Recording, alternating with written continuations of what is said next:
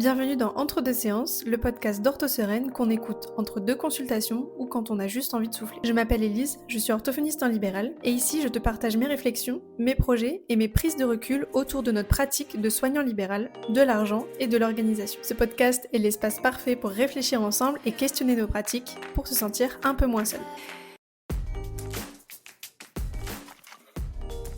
Bonjour à toutes et à tous et bienvenue sur ce deuxième épisode hors série de Entre deux séances. J'espère que vous allez bien, que vous avez passé une bonne semaine. Je ne sais pas quel jour on est puisque c'est un épisode qui est aujourd'hui enregistré le 17 juin et je vous le posterai.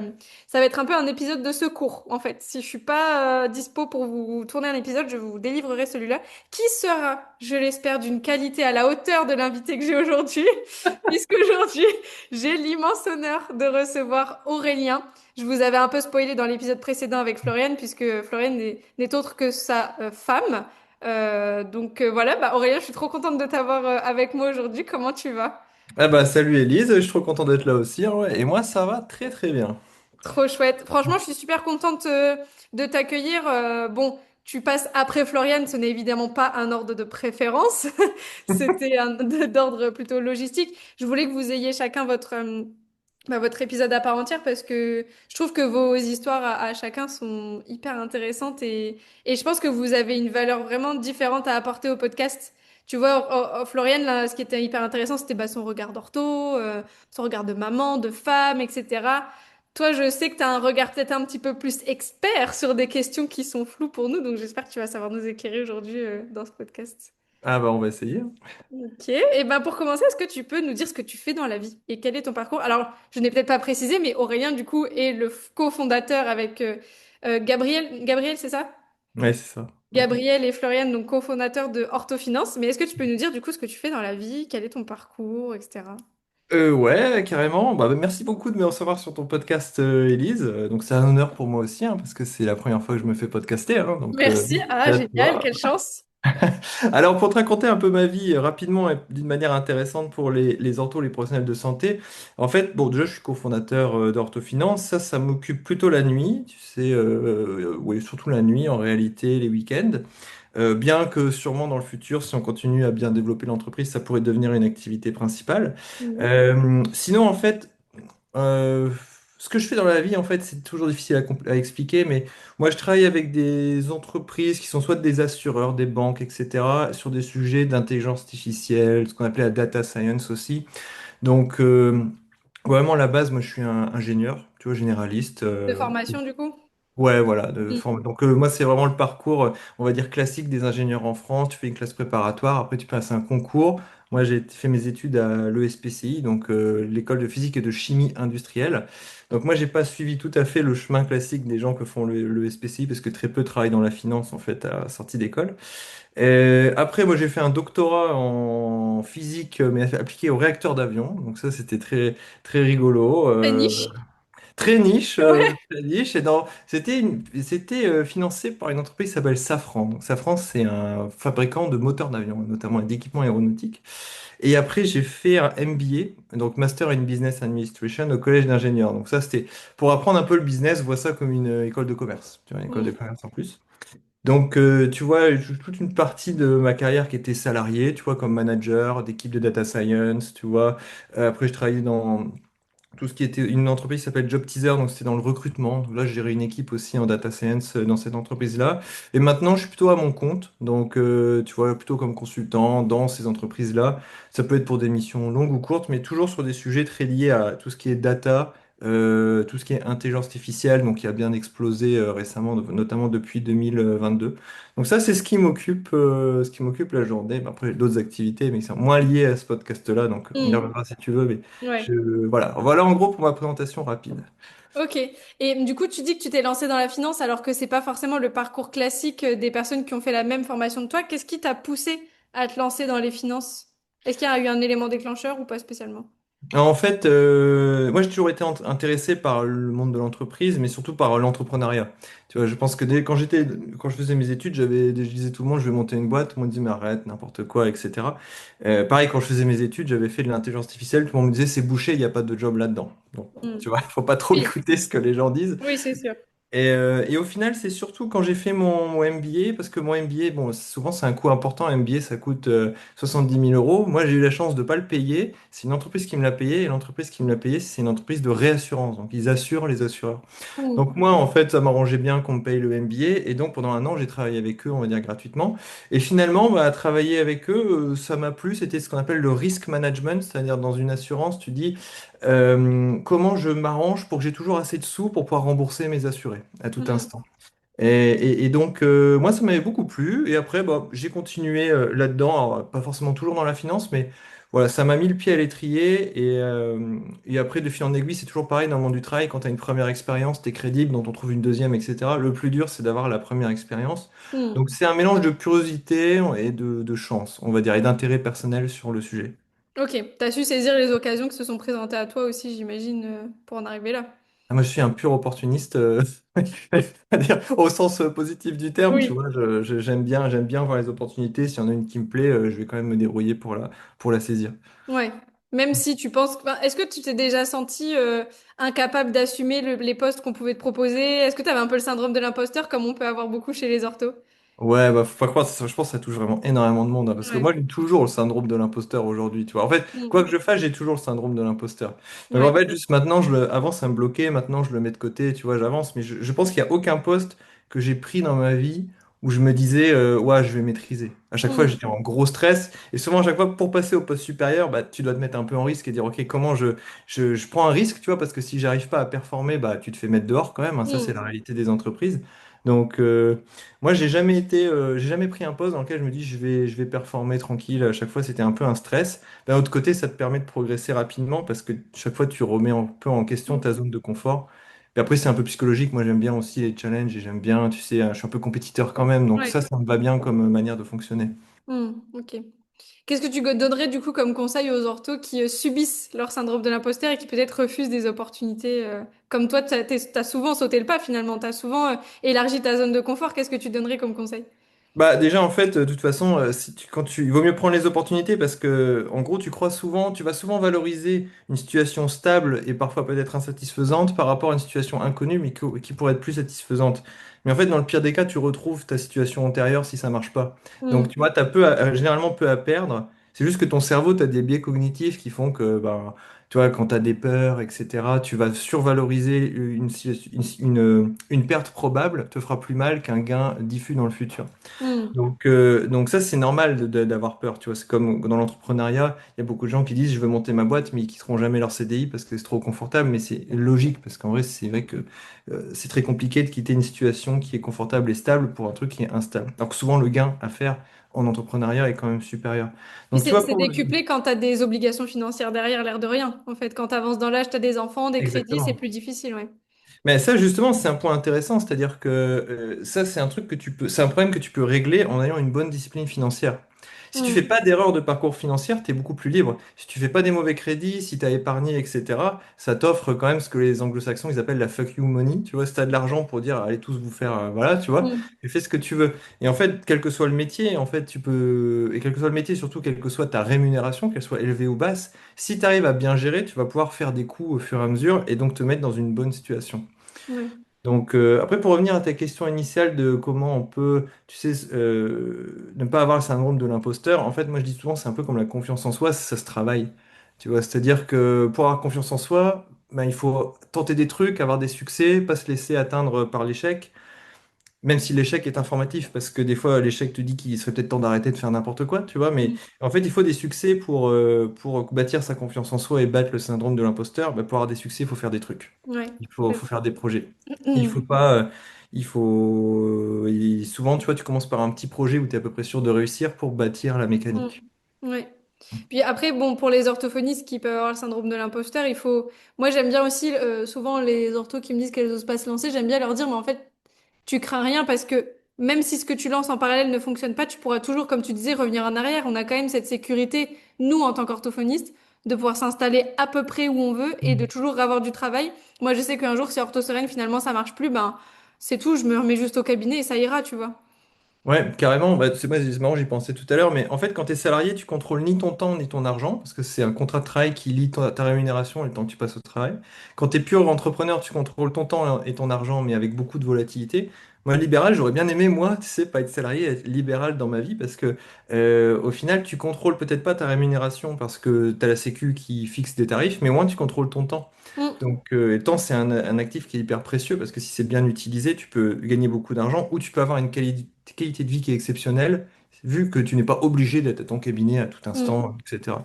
Donc, je pense que les libérales, en fait, pour l'entrepreneuriat et même pour, au-delà de ça, lancer des projets de tout ordre, donc projets personnels, c'est une super plateforme, en fait, mm.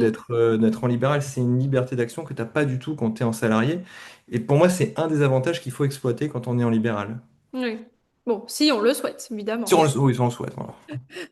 Ok, trop cool. Et juste, je prends des petites notes pendant que tu parles parce que des fois les questions m'échappent, mais j'ai noté, tu es consultant. Mais qu'est-ce que ça veut dire être consultant? Parce que c'est bien beau, mais on ne sait pas ce que ça veut dire. Ah, consultant, bah, je peux donner des trucs très concrets. En fait, c'est d'une manière un peu méta, tu vois. C'est une entreprise a un problème, moi je viens le régler.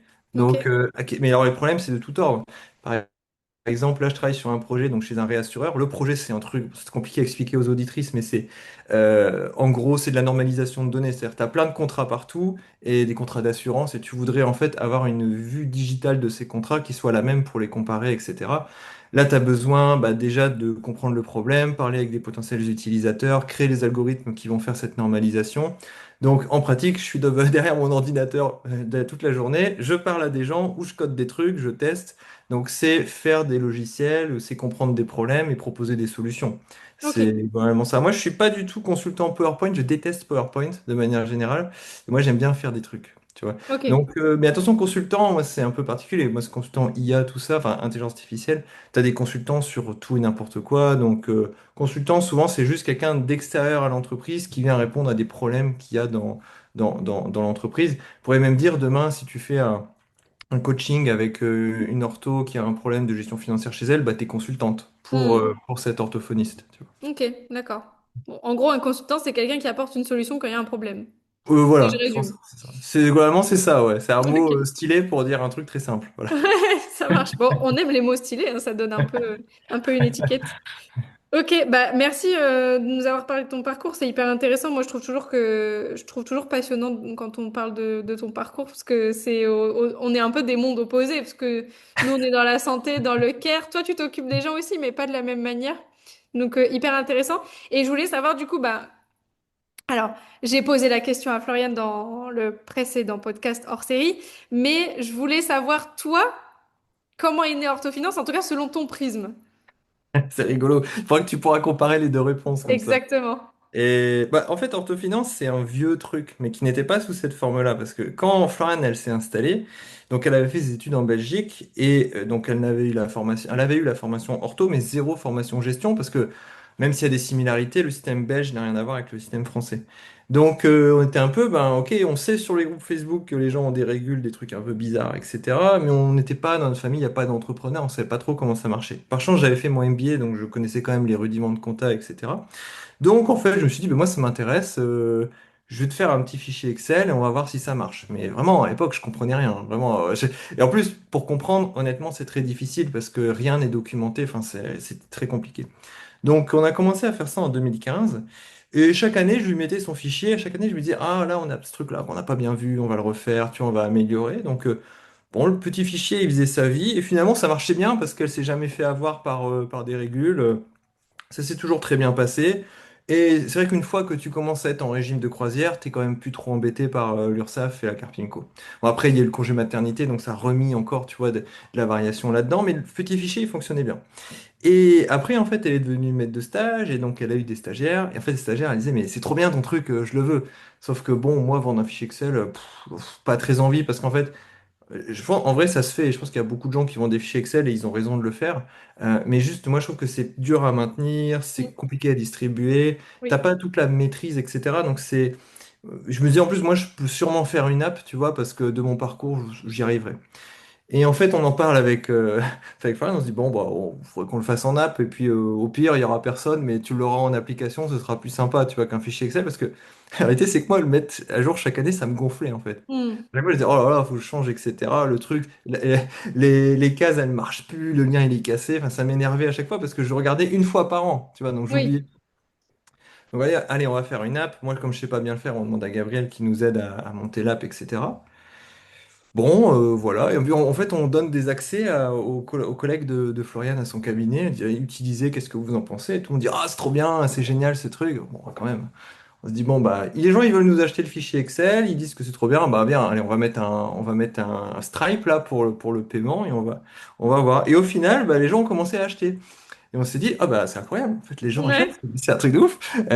Et donc bah là on est comme les gens, bah, on a commencé à avoir des clients, on s'est dit bah ok maintenant on est sérieux, tu vois, donc on a un peu structuré la chose, etc. Et je pense qu'on est aussi tombé plus dans un peu notre syndrome obsessionnel sur les cotisations, tu vois, en disant bah si on fait une entreprise sérieuse sur le sujet, nous on est très sérieux et on doit être les experts de ce truc-là. Hmm. Et tu vois, nous on était forcés entre guillemets d'être experts parce que quand tu édites un produit qui touche aux finances des gens, faut pas faire n'importe quoi, faut savoir de quoi tu parles. De toute façon, quand on te pose une question dans le support par mail, bon, si tu sais pas comment ça marche, honnêtement, tu passes pour un guignol. Ouais. Donc, euh, donc c'est né comme ça, c'est vraiment l'histoire, tu sais, un peu comme ils disent les startups dans les garages, etc. Hmm. C'était un peu ça, c'est-à-dire que on n'avait même pas l'ambition de le vendre vraiment, mais en fait, comme c'est un produit qui a trouvé son marché, on se Hmm. dit bah ok, bah c'est cool, avançons dans cette direction-là.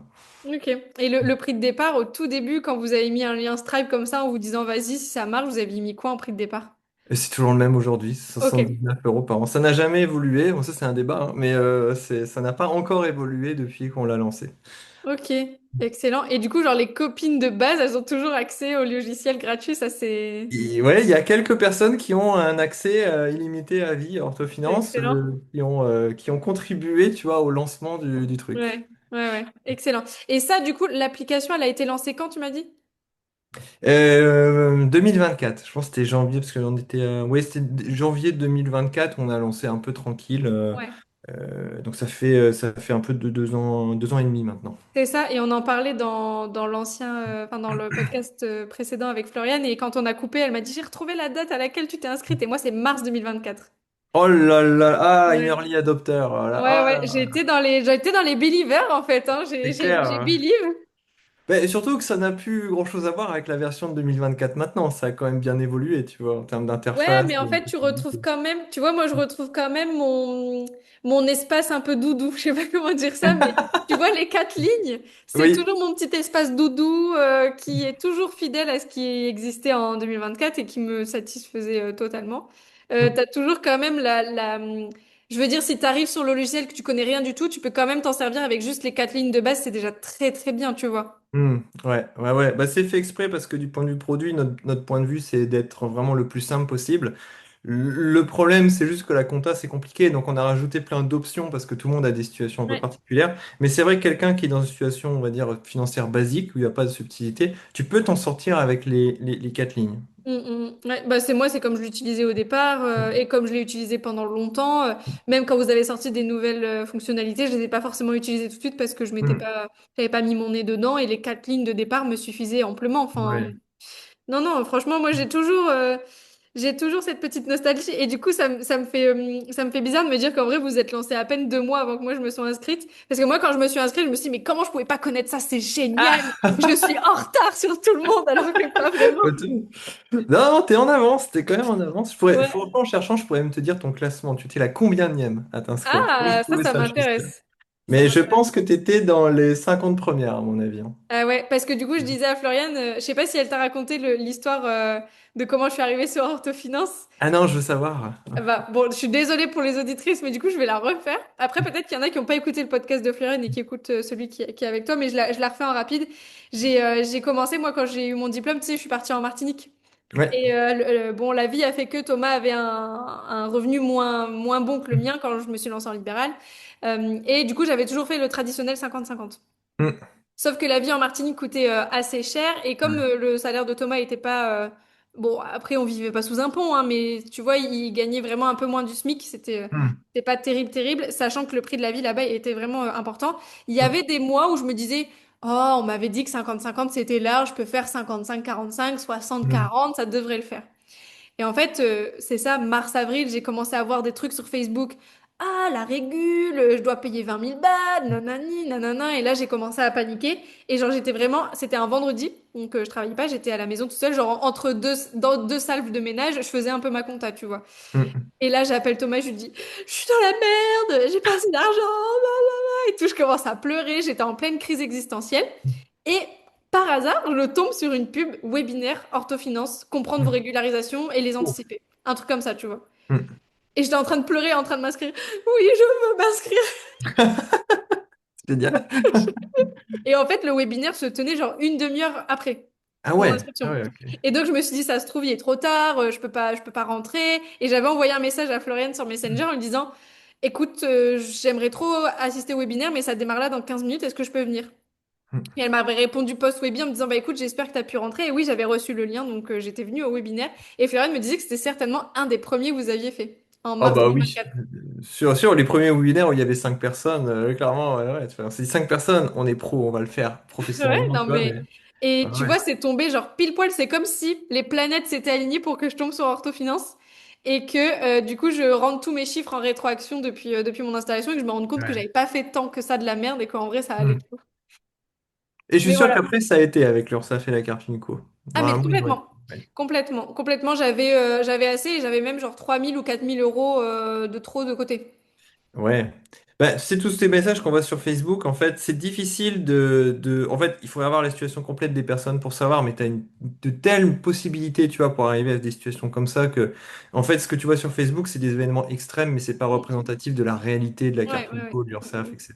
mm, Mais ça mm. fait carrément peur. Ça, c'est sûr que quand tu es dans ces... On accompagne quelques personnes avec Orthofinance qui sont dans des situations comme ça. On voit très bien comment on y arrive, mais pour en sortir, c'est très compliqué et c'est souvent des mauvais concours de circonstances ou une mauvaise compréhension du fonctionnement. Ouais. Mm. Ok, mais bon, voilà pour la petite histoire. Donc, comment est né Orthofinance et comment moi je suis entrée Ouais. dans le système Orthofinance, dans la secte. La secte. Génial. J'avais une question du coup pour rentrer un peu plus dans le vif du sujet parce que je sais que c'est ton dada et on en parle souvent quand on se voit hors Ouais. réseaux sociaux. Est-ce que tu peux nous éclairer, s'il te plaît, Aurélien, sur le système des cotisations sociales parce que je sais qu'on est nombreuses à payer sans Ouais. savoir vraiment ce que c'est, à quoi ça sert, qu'est-ce que ça représente, comment c'est calculé, etc., etc. Ça, c'est un vaste sujet. Ouais, je suis désolée, la question est super vague, Je peux mais je t'expliquer. sais que tu as les compétences pédagogiques pour le faire, je le sais. Alors, on va le faire, mais il va falloir, accrochez-vous, restez au moins 10 minutes pour comprendre. Alors, déjà, faut comprendre, déjà, faut passer un coup au-dessus. C'est-à-dire que quand tu es pro de santé, tu es une entreprise. Mm. En fait, les entreprises des pros de santé s'appellent des entreprises individuelles, sauf cas particulier, Solar, etc., mais on va pas en parler. Et en gros, c'est pas des entreprises normales. Une entreprise normale, c'est plutôt une SAS, une SARL, etc. C'est une personne morale indépendante. Tu vois, tu es une personne physique, tu existes vraiment. Une personne morale, c'est une structure, une entreprise, une association. Une société, du coup, c'est ça? Une société, Mm. voilà. Et en fait, globalement, les cotisations, ça se paye uniquement sur le travail humain. Tu vois, tu payes pas des cotisations sur l'utilisation de l'IA ou sur un prestataire. Donc, et souvent, une entreprise normale, en fait, tu as des gains, ensuite tu as des dépenses, à la fin, tu as un bénéfice, tu payes de l'impôt sur ce bénéfice. Et en fait, en fonction des dépenses que tu fais, tu peux tout piloter. Mm. C'est l'entreprise normale. L'entreprise pour les pros de santé, c'est différent. L'entreprise individuelle, c'est j'ai un chiffre d'affaires, j'ai des dépenses, ce qui reste, c'est mon bénéfice, et c'est finalement de facto ma rémunération. Tu peux pas, comme un gérant de société, te dire je vais me rémunérer 2 000 € par mois et je choisis de laisser le reste de l'argent dans la société. Ça marche pas du tout comme ça. Même si en pratique ça ressemble, ta fiscalité, elle dépend pas de combien tu te verses. Oui, Elle parce dépend que si je peux me permettre, moi, on m'a déjà dit, mais pourquoi tu te payes pas moins pour déclarer moins d'impôts et laisser l'argent dans ton entreprise? Et moi, j'avais dit, mais ça marche pas comme ça, moi, ça marche pas. Parce qu'il y a plein de gens qui ont des sociétés et qui utilisent un petit peu ce levier-là de se payer pas beaucoup, mais ça. de dépenser beaucoup avec leur société pour être moins impacté par les impôts. Ça marche pas du tout comme ça en entreprise individuelle. Tu as intérêt à dépenser avec ton entreprise individuelle parce que à la fin, ça baisse ton bénéfice. Mais le fait que tu te verses de l'argent ou pas, ça modifie rien au Ouais, c'est calcul de ça. ton bénéfice. Ça conduit à énormément souvent quand même de mauvaises d'erreurs de gestion, le fait de ne Mm. pas avoir cette subtilité-là. Donc, la question, c'est que sur le travail humain, en France, tu dois payer des cotisations sociales. Ça, c'est l'État qui te dit, tu dois contribuer au système général. Donc, ce qui se passe, c'est que, ben, en fait, tes cotisations sociales, elles étaient, jusqu'à présent, on va dire, calculées sur le bénéfice de ton entreprise. Bon, qu'est-ce que c'est les cotisations sociales? En fait, c'est ce qu'on appelle le système de protection sociale en France. La protection sociale, c'est ce que l'État, la société, on va dire le pays, met en œuvre pour assurer les citoyens face à des coups durs de la vie. Donc en fait, la protection sociale, les cotisations, tout ça, c'est une assurance. Mm. C'est vraiment, tu cotises à une assurance obligatoire. C'est vraiment comme ça qu'il faut le voir. Donc, tu cotises comme tu as plein de risques dans ta vie, tu as plein de choses que tu assures. Et c'est pour ça que les cotisations, c'est compliqué parce que chaque cotisation assure des risques différents. Et tu as deux interlocuteurs. Quand tu es orthophoniste, tu vas parler à la Carpimco pour ta retraite et tu vas parler à l'URSSAF. Tout le monde parle à l'URSSAF. Mais par contre, la Carpimco, c'est pour cinq professions, orthophoniste, orthoptiste, podologue, infirmière et kiné.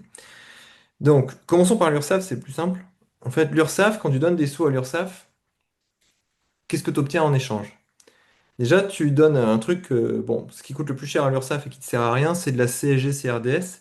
CSG-CRDS, c'est pour rembourser la dette. Donc, tu n'as rien en échange. C'est La un dette de impôt. l'État, du La coup? dette de l'État. C'est la dette D'accord. de l'État. Donc, et ça, il y en a partout. Et c'est quasiment toute l'URSSAF que tu payes, c'est ça. D'accord. Ensuite, tu payes des allocations familiales. Donc, en gros, si tu as un enfant, bah, tu auras des aides, tu as les APL pour te loger, etc. Ça, c'est les allocations familiales, la CAF. Tu vois, tu cotises Mm. pour financer la CAF. Bon, tu as des petites choses autour de la formation, etc., mais c'est marginal. Tu as les URPS, accessoirement aussi, que tu finances à travers ton URSSAF. Donc, c'est les unions régionales des professionnels de santé. Enfin, c'est pas mal les URPS et ça agrège vraiment par profession. Et tu as le gros morceau, c'est l'assurance maladie. Quand tu vas à l'hôpital, tu payes quasiment pas. Tu vois, Breaking Bad, la série, ça n'existe pas en France parce que quand tu as un cancer, c'est l'État Mm. qui paye pour toi. En fait, c'est pas Mm. l'État, c'est toi-même et les concitoyens qui ont payé à l'URSSAF pour pouvoir te soigner, avoir une chimiothérapie ou de manière moins dramatique, tu vois. Tu vas chez le médecin, bah, tu payes ton ticket, mais tu payes pas l'entièreté de la séance. Donc ça, il y a une petite astuce. Quand on est à la Carpimco, en professionnel de santé réglementé, tu payes quasiment rien en assurance maladie. Tu as un cadeau que te fait la sécurité sociale. Tu payes 0,1%, c'est vraiment dérisoire, alors que normalement tu devrais payer 6% en échange du fait que tes tarifs sont fixés par la sécurité sociale. Si tu te D'accord. déconventionnes, tu paieras plus d'URSSAF parce que tu paieras ta D'accord. sécu. En réalité, quand tu es ortho, quand tu te fais soigner, tu ne payes rien. Enfin, tu n'as pas cotisé pour être remboursé. Ça, c'est D'accord. un truc quand même à savoir, c'est que pour toi, la santé est gratuite en France parce que tu fais partie du système de santé. Enfin, gratuite dans la limite de ce qui est assuré. Mm. Donc voilà, ça c'est l'URSSAF, c'est pas voilà, c'est quand même un truc assez utile. Et de l'autre côté, tu as la Carpimco, c'est la caisse autonome de retraite hein, des infirmiers, kinésithérapeutes, etc. Là, tu cotises pour majoritairement deux risques. Le premier, c'est ta retraite, le risque d'arrêter de travailler parce que tu es trop âgé. Et le deuxième risque, c'est une prévoyance. Si tu es malade, si malheureusement tu as un accident, on te coupe une jambe, etc. Tu as des rentes d'invalidité, etc., qui font que tu n'es pas sans le sou. Donc tu cotises quand tu es valide, au cas où tu deviennes invalide ou au cas où tu prennes ta retraite. Mm.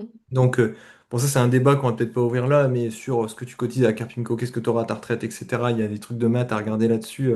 Mais globalement, je pense, soit dit en passant, qu'il vaut mieux, en tant que pro de santé, se constituer une retraite par capitalisation aussi pour compenser la baisse démographique qu'il y a du point de vue des retraites. Indépendamment de toute politique autour de ce Bien sujet-là, sûr, bien sûr. il vaut mieux commencer quand tu es jeune à te constituer une retraite par capitalisation. Parce que, grosso modo, la Carpimco te donnera rien quand tu seras en retraite, vaut mieux que tu t'assures toi-même. En gros, c'est ça que tu veux dire. Alors, je suis pas aussi extrême que ça parce que simplement, le régime par répartition, c'est le fonctionnement, c'est assez simple. C'est que tu as un ensemble de retraités, de l'autre côté, tu as un ensemble d'actifs. Les actifs, tu prends une partie de leur argent pour donner aux retraités. Hmm. Donc, comme tu vas avoir de plus en plus de retraités et de moins en moins d'actifs, ça pourquoi? C'est simplement la baisse de la Hmm. natalité. Normalement, quand Ouais. tu as eu un baby boom, ah bah après, tu as un papy boom, tu vois. Hmm. Ben, c'est un gâteau que ce gâteau, faut le partager en plus de parts et le gâteau est plus petit. Donc, Hmm. encore une fois, indépendamment de tout aspect politique, il y a un aspect mathématique qui est irréductible là-dedans. Ouais. Et donc, ce gâteau sera partagé en des parts plus petites. Donc, tu n'auras pas rien, mais tu auras quelque chose qui ne sera pas à la hauteur de ce que les retraités actuels ont, simplement parce que voilà, la démographie est pas à ton avantage. Mais je pense que tu auras quelque chose. Et après, le problème politique est souvent plutôt de comment on répartit le gâteau. Souvent, le Mm. problème de politique, c'est ça. Et là, forcément, tout le monde va se taper dessus parce que tout le monde veut forcément une grosse part du gâteau.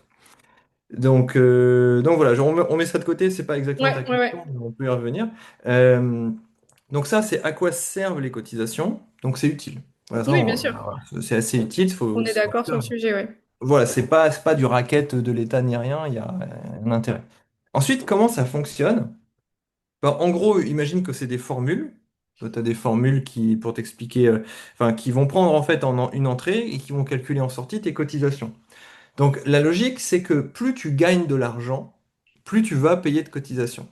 C'est la logique qu'il y a chez tout le monde en fait. Même quand tu es salarié, c'est un gros salaire, tu payes beaucoup de cotisations, mais en échange, tu as une plus grosse retraite, etc. Donc la question, c'est OK, bah, comment on va définir ce que c'est gagner de l'argent quand on est une pro de santé en libéral?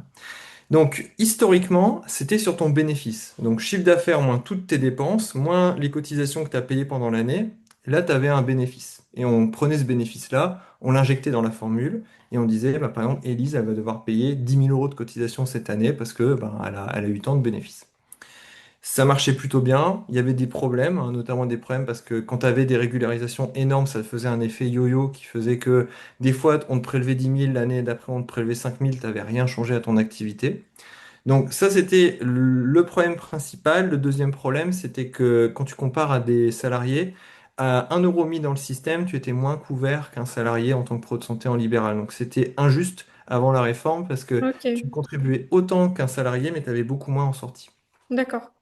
Donc ça, c'est un truc à savoir, hein. C'est pas pour emmerder le monde non plus, la réforme, hein. Il y a quand même des gens qui ont réfléchi derrière avec des raisons, je trouve, assez légitimes. Maintenant, c'est différent, et donc c'est la fameuse réforme de l'assiette de cotisation.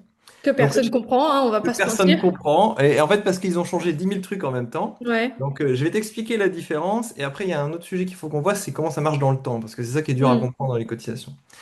En fait, avant, il y avait cet effet yo-yo, etc. Et le fait que tu cotisais, comme on disait, à moins bien que des salariés. Donc maintenant, on ne calcule plus les cotisations sur le bénéfice. Ça, c'est fini. Maintenant, l'entrée des formules, c'est ce qu'on appelle l'assiette de cotisation. Alors bah là, il faut s'accrocher un peu sur le calcul, mais en fait, pour calculer une assiette de cotisation, ce que tu fais, tu prends ton chiffre d'affaires, tu enlèves toutes tes dépenses opérationnelles du cabinet. D'ailleurs, le loyer, les assurances, etc. Mais tu ne comptes pas les cotisations URSSAF et Carpimco que tu as payées pendant l'année. Ça, c'est exclu du calcul. Donc, quand tu fais ton chiffre d'affaires moins tes dépenses opérationnelles, tu calcules un truc qui s'appelle le revenu brut social. Ça, tu le vois dans Orthofinance, mais tu le vois aussi sur ton échéancier URSSAF. Maintenant, c'est marqué en haut, revenu brut social, page 3 et page 4 du- de C'est l'échéancier. très précis. Voilà. De là, donc le revenu brut social, c'est un peu quel est ton bénéfice avant de payer tes cotisations. Et pour éviter l'effet yo-yo, maintenant, on n'utilise plus les cotisations. On dit, on va prendre ce revenu brut social et on va faire un abattement de 26%. Ça veut dire qu'on va multiplier par 0,74. Donc 100 moins 26, ça fait 74. Tu multiplies par 74%. Pourquoi? Parce qu'en fait, quand tu regardes, l'URSSAF et la Carpimco, en moyenne, ça fait 25% de prélèvement. Donc en fait, Mm. c'est pour te faire une sorte de Carpimco et URSSAF moyen. Et donc, quand tu as pris ton revenu brut social et que tu as abattu de 26%, avec des limites dans ce que tu peux abattre hein, quand même, hein, tu obtiens ce qu'on appelle l'assiette de cotisation. Donc, c'est l'entrée de la formule. Donc, l'assiette de cotisation, pour quelqu'un qui est en régime de croisière, c'est quasiment son bénéfice. C'est franchement pas très loin. Pour quelqu'un qui commence son activité, c'est hyper favorable parce que quand tu commences ton activité, tu payes très peu de cotisations.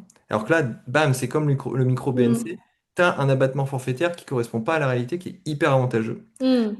L'inverse, c'est que si cette année, tu payais des régularisations gigantesques, 26%, c'est peut-être pas suffisant par rapport aux régularisations, là, tu te fais avoir. Bon, nous, on avait calculé qu'au mieux, tu économisais 1 000 €, au pire, t'en perdais 2 000 avec la Ok. réforme. Mais indépendamment, c'est pas ton choix. C'est de toute Ouais. façon. Donc il y a des gagnants, des perdants. Donc voilà comment ça fonctionne. C'est juste un calcul un peu particulier. Pour ceux qui veulent creuser, qui aiment bien les maths, on a fait une page sur le manuel d'orthofinance qui réexplique les calculs et qui compare avant et après. Hein, Ok. donc, ce que je dis là, tu peux retrouver sur le manuel dans la section gestion du cabinet. Et c'est beaucoup plus simple quand tu regardes les formules aussi pour comprendre Mm.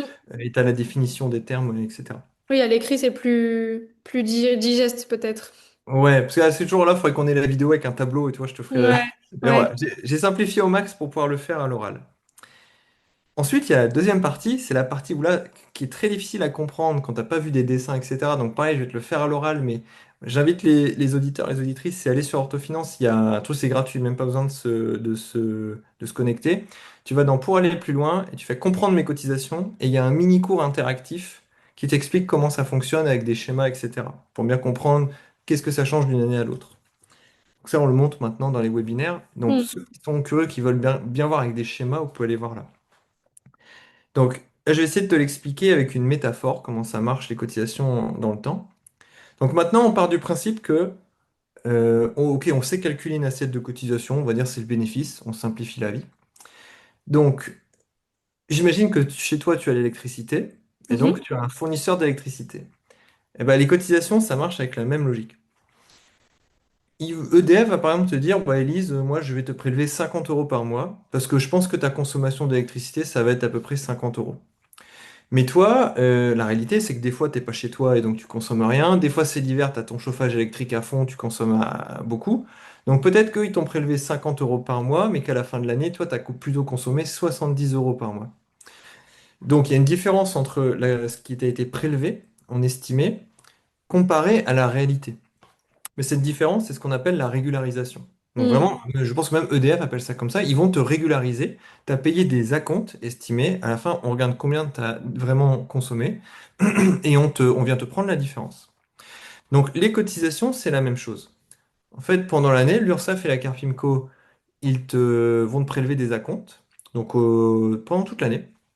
Ils vont te prélever des acomptes, c'est ce que eux ils appellent les cotisations provisionnelles. Donc provisionnel, c'est le mot Hmm. provision. Donc pas prévision, provision. C'est une provision qu'ils prennent pour l'année. Et à la fin, ils vont te le régulariser. La question, c'est que si tu fais avec ton électricité, bon, pendant toute l'année, tu vas consommer, mais à la fin de l'année, ils viennent relever le compteur. À la limite, au 2 janvier, ils viennent relever le compteur et disent, ah bah voilà combien tu as vraiment consommé. Et là, ils peuvent t'envoyer ta régularisation le 2, 3 janvier si tu veux. Le truc, c'est que pour les cotisations, c'est pas aussi rapide parce que pour calculer les cotisations, faut l'assiette de cotisation. En gros, faut ton bénéfice. Hmm. Donc en fait, il faut une compta. Il Ouais. faut qu'il y ait une compta qui ait été faite. Ça, pareil, il faut connaître au niveau des temps. Par exemple, pour l'année 2025, tu avais le droit de faire ta compta entre le 1er janvier, on va dire fin mai. Ouais. Donc tu as à peu près 5 mois pour faire ta comptabilité après la fin de l'année dernière. Et là, tu le dis dans ta déclaration de revenus, donc on fait tous les ans en mai-juin. Et quand ils connaissent ta vraie compta, et donc ils connaissent ta vraie assiette de cotisation, bah là, ils te régularisent. Donc c'est ça qui est difficile dans les cotisations, c'est que globalement, quand ta régularisation, tu ne l'as que 6 mois après la fin de l'année qu'elle concerne, tu vois. Hmm. La régularisation de tes cotisations de 2025, tu ne le sais qu'au deuxième semestre 2026. Hmm. C'est pour ça qu'on pleure toujours au deuxième semestre, parce que c'est là où tu vas payer ta régularisation. Et tu n'as que un semestre pour le payer. D'où Orthofinance qui, lui, ben, il te dit, il te fait mettre pendant l'année 2025 ce qu'il faut, comme ça, tu es tranquille, tu te fais pas avoir en 2026. Ça, c'est vraiment le premier mécanisme. Ouais. Généralement, c'est pas celui qui fait mal. Tout le monde a peur des régularisations, mais souvent, c'est pas les régularisations qui font mal. Par exemple, je donnais une application numérique. Quelqu'un qui commence son activité en septembre, bon, qui va, tu vois, faire 20 000 euros, 30 000 euros de chiffre d'affaires, un bénéfice de peut-être 10 000 euros, tu vois, vu qu'il y a de l'installation. Il va être régularisé de 1000 euros l'année d'après. Tu vois, ça va vraiment pas être énorme la régularisation. Par contre, en début d'activité, tu vas te prendre un autre truc qui fait extrêmement mal, c'est que EDF pourrait te dire, mais attends, j'ai vu que je te prélevais 50 euros avant, mais en fait, toi, tu consommes 70 euros par mois. Bah attends, je vais te prélever 70 euros par mois, c'est plus simple. Comme je vais te prélever 70 euros par mois, tu n'as plus besoin de me payer une régularisation. J'ai adapté mon prélèvement à la réalité de ta consommation. Hmm. Bah, les caisses font la même chose. Elles disent, bon, bah voilà, au début de votre activité, vous n'avez rien gagné, donc je vous ai rien pris, mais maintenant c'est bon, je vois que vous gagnez bien, donc je vais rehausser mon acompte. Sauf que pareil, tu as 6 mois de décalage, donc si tu as très bien commencé ton activité en 2025, et bah début 2026, ils ne savent pas combien tu as gagné, donc ils te prélèvent toujours rien, et là, ils se réveillent au deuxième semestre, ils disent, ah mais en fait, vous gagnez bien. Et donc là, ils augmentent d'un coup tes cotisations provisionnelles de 2026, donc ton estimation 2026. Donc là, c'est une double peine. Tu payes ta régule, donc ce que tu devais de 2025. En plus, au lieu de t'avoir prélevé depuis le début de l'année un truc un peu tranquille qui correspondrait à l'année, ils te demandent de payer les cotisations de une année sur les 6 derniers mois. Hmm. Donc là, tu te fais éclater. Donc c'est pour ça que pareil dans l'orthofinance, bah, généralement les premiers mois de l'année, tu mets beaucoup de côté parce qu'on anticipe qu'ils vont Ouais, te prélever ça. Et dans plein de cas, et notamment pour les gens qui sont en début d'activité, ils vont se tromper dans l'estimation de ton bénéfice. Ils vont souvent le surestimer. ok. Pour des raisons un peu obscures qui sont détaillées sur le manuel, mais en gros, ils ont une méthode qui est un peu absurde dans la manière de proratiser. Donc tu vois des orthophonistes dont ils estiment le bénéfice à genre 150 000 euros. Donc c'est pas possible. C'est Mais lunaire. donc, quand vous avez des régules gigantesques, ça, c'est un signal d'alerte. Pas normal de payer 2000 euros de Carpimco par mois. Hmm. C'est encore, pourquoi pas? Mais plus de 2000 euros, c'est vraiment anormal pour un professionnel de santé. Là, par contre, tu peux tout à fait les contacter et leur dire, attendez, moi, mon assiette de cotisation, hein, c'est pas 150 000 comme vous imaginez, c'est plutôt 30 000. Et là, ils vont rebaisser. Hmm. Donc ça, tu le fais sur Internet, c'est hyper facile. Enfin, le plus dur, c'est de trouver où il faut cliquer sur le site. Mais quand tu es sur le site, tu peux le demander. Et ça, c'est un truc qui est méconnu, qui pourtant sauverait beaucoup de gens, parce que souvent, les Hmm. gens vont payer sans savoir qu'en fait, c'est une estimation. Ouais. Et que tu n'es pas obligé de payer l'estimation. Tu peux donc la contester et dire, non, prélevez-moi selon une réalité. Hmm. Ça peut sauver beaucoup de monde, je pense, quand tu es en début d'activité. Sinon, tu te rémunères plus pour le deuxième semestre. Ouais, ouais, ouais.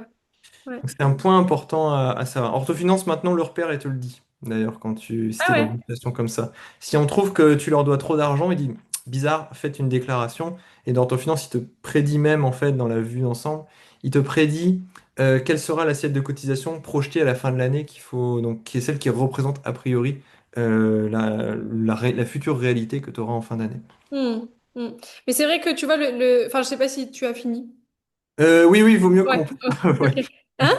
Ouais, il vaut mieux qu'on passe aux questions ou Non, autre mais chose parce que bah, enfin, ça, c'est même pas ça, c'est juste, je me suis fait la remarque là en 2026 et en 2025, ça m'avait moins choqué. Mais là, en 2026, ça m'a vraiment perturbé le fait de mettre autant de côté pour l'URSSAF et la carte PIMCO dès le début de l'année. J'ai pas pu beaucoup me rémunérer janvier, février, mars, mais je Mm. mettais des sommes astronomiques de côté pour l'URSSAF et la carte PIMCO. Et là, ça y est, je commence à avoir un rythme, enfin, l'année commence à être bien écoulée puisqu'on est déjà en juin. Et là, je peux commencer à bien me payer et à mettre moins de côté pour l'URSSAF et la Carpinco. Et ça m'avait tiqué parce que l'année passée, c'était pas ce système-là. Ouais, ça dépend d'à quel point ils te prélèvent. Mais en plus, dans ton cas, je pense qu'ils t'avaient sous-prélevé à un moment, vu qu'ils t'avaient même Ouais. rendu de l'argent. Donc, en fait, eux, ils ont fait un peu n'importe quoi, je pense, dans ta situation. Mais, euh, mais oui, ça m'étonne pas du tout, parce que là, ils ont sûrement remis les prélèvements à un truc qui correspond vraiment à ton Mm. activité. Bah, après, moi, je paye tous les 6 mois la Carpinco et tous les 3 mois l'URSSAF. Donc peut-être que ça Et ouais. change quelque chose Ouais. aussi. Bah ça joue parce qu'en fait, bon, ça c'est un détail technique d'orthofinance, mais nous, on considère que tu n'as pas d'épargne. C'est un peu conservateur, mais ça évite de demander à des gens qui n'ont pas d'épargne de sortir de l'argent qu'ils n'auraient pas. Ce qui fait que généralement, quand tu es fortement prélevé, ça baisse combien tu peux te rémunérer. Par contre, quand tu n'es pas prélevé, souvent c'est Mm. plus lâche. C'est pour ça que nous, on conseille pour la plupart des gens qui veulent pas s'embêter, c'est plutôt de se mensualiser. Mm. Parce que ça te permet d'avoir un peu un lissage des cotisations et ça lisse beaucoup plus ta rémunération.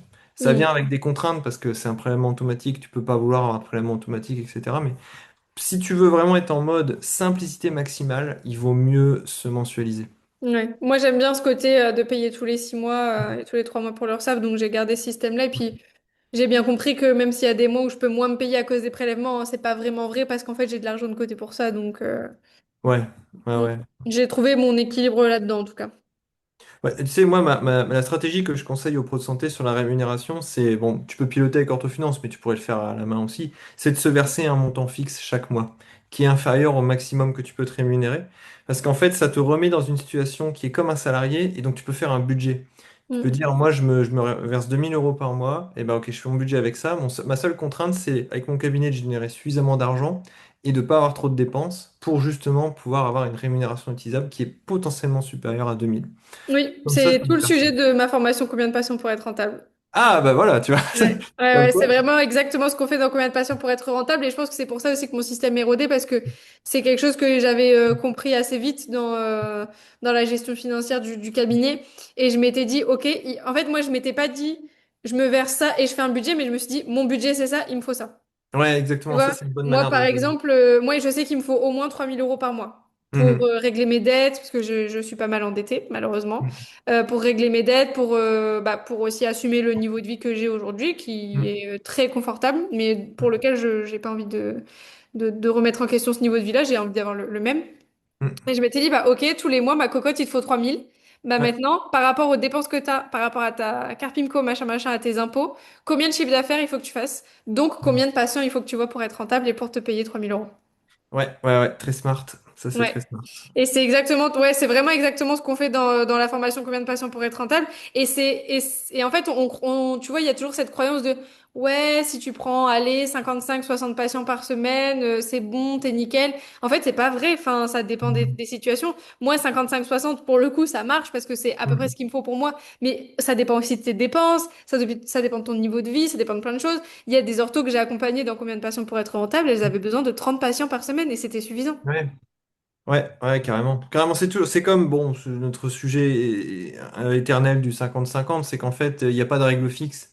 Tu C'est vois, ça. t'as des règles mathématiques, tu vois, sur les cotisations, ta rentabilité, mais en fait, enfin, tout dépend de ta situation et comment tu vas mettre tes curseurs, en fait. Exactement, Mm. exactement. Et c'est hyper intéressant. Moi, j'aime beaucoup accompagner les orthos dans Combien de patients pour être rentable parce que je vois que c'est vraiment ça, c'est vraiment du cas par cas. Mm. Et une fois qu'elles ont compris le système, en fait, moi, ce que j'aime bien aussi dans Combien de patients pour être rentable, c'est qu'elles sont pas dépendantes de moi Mm.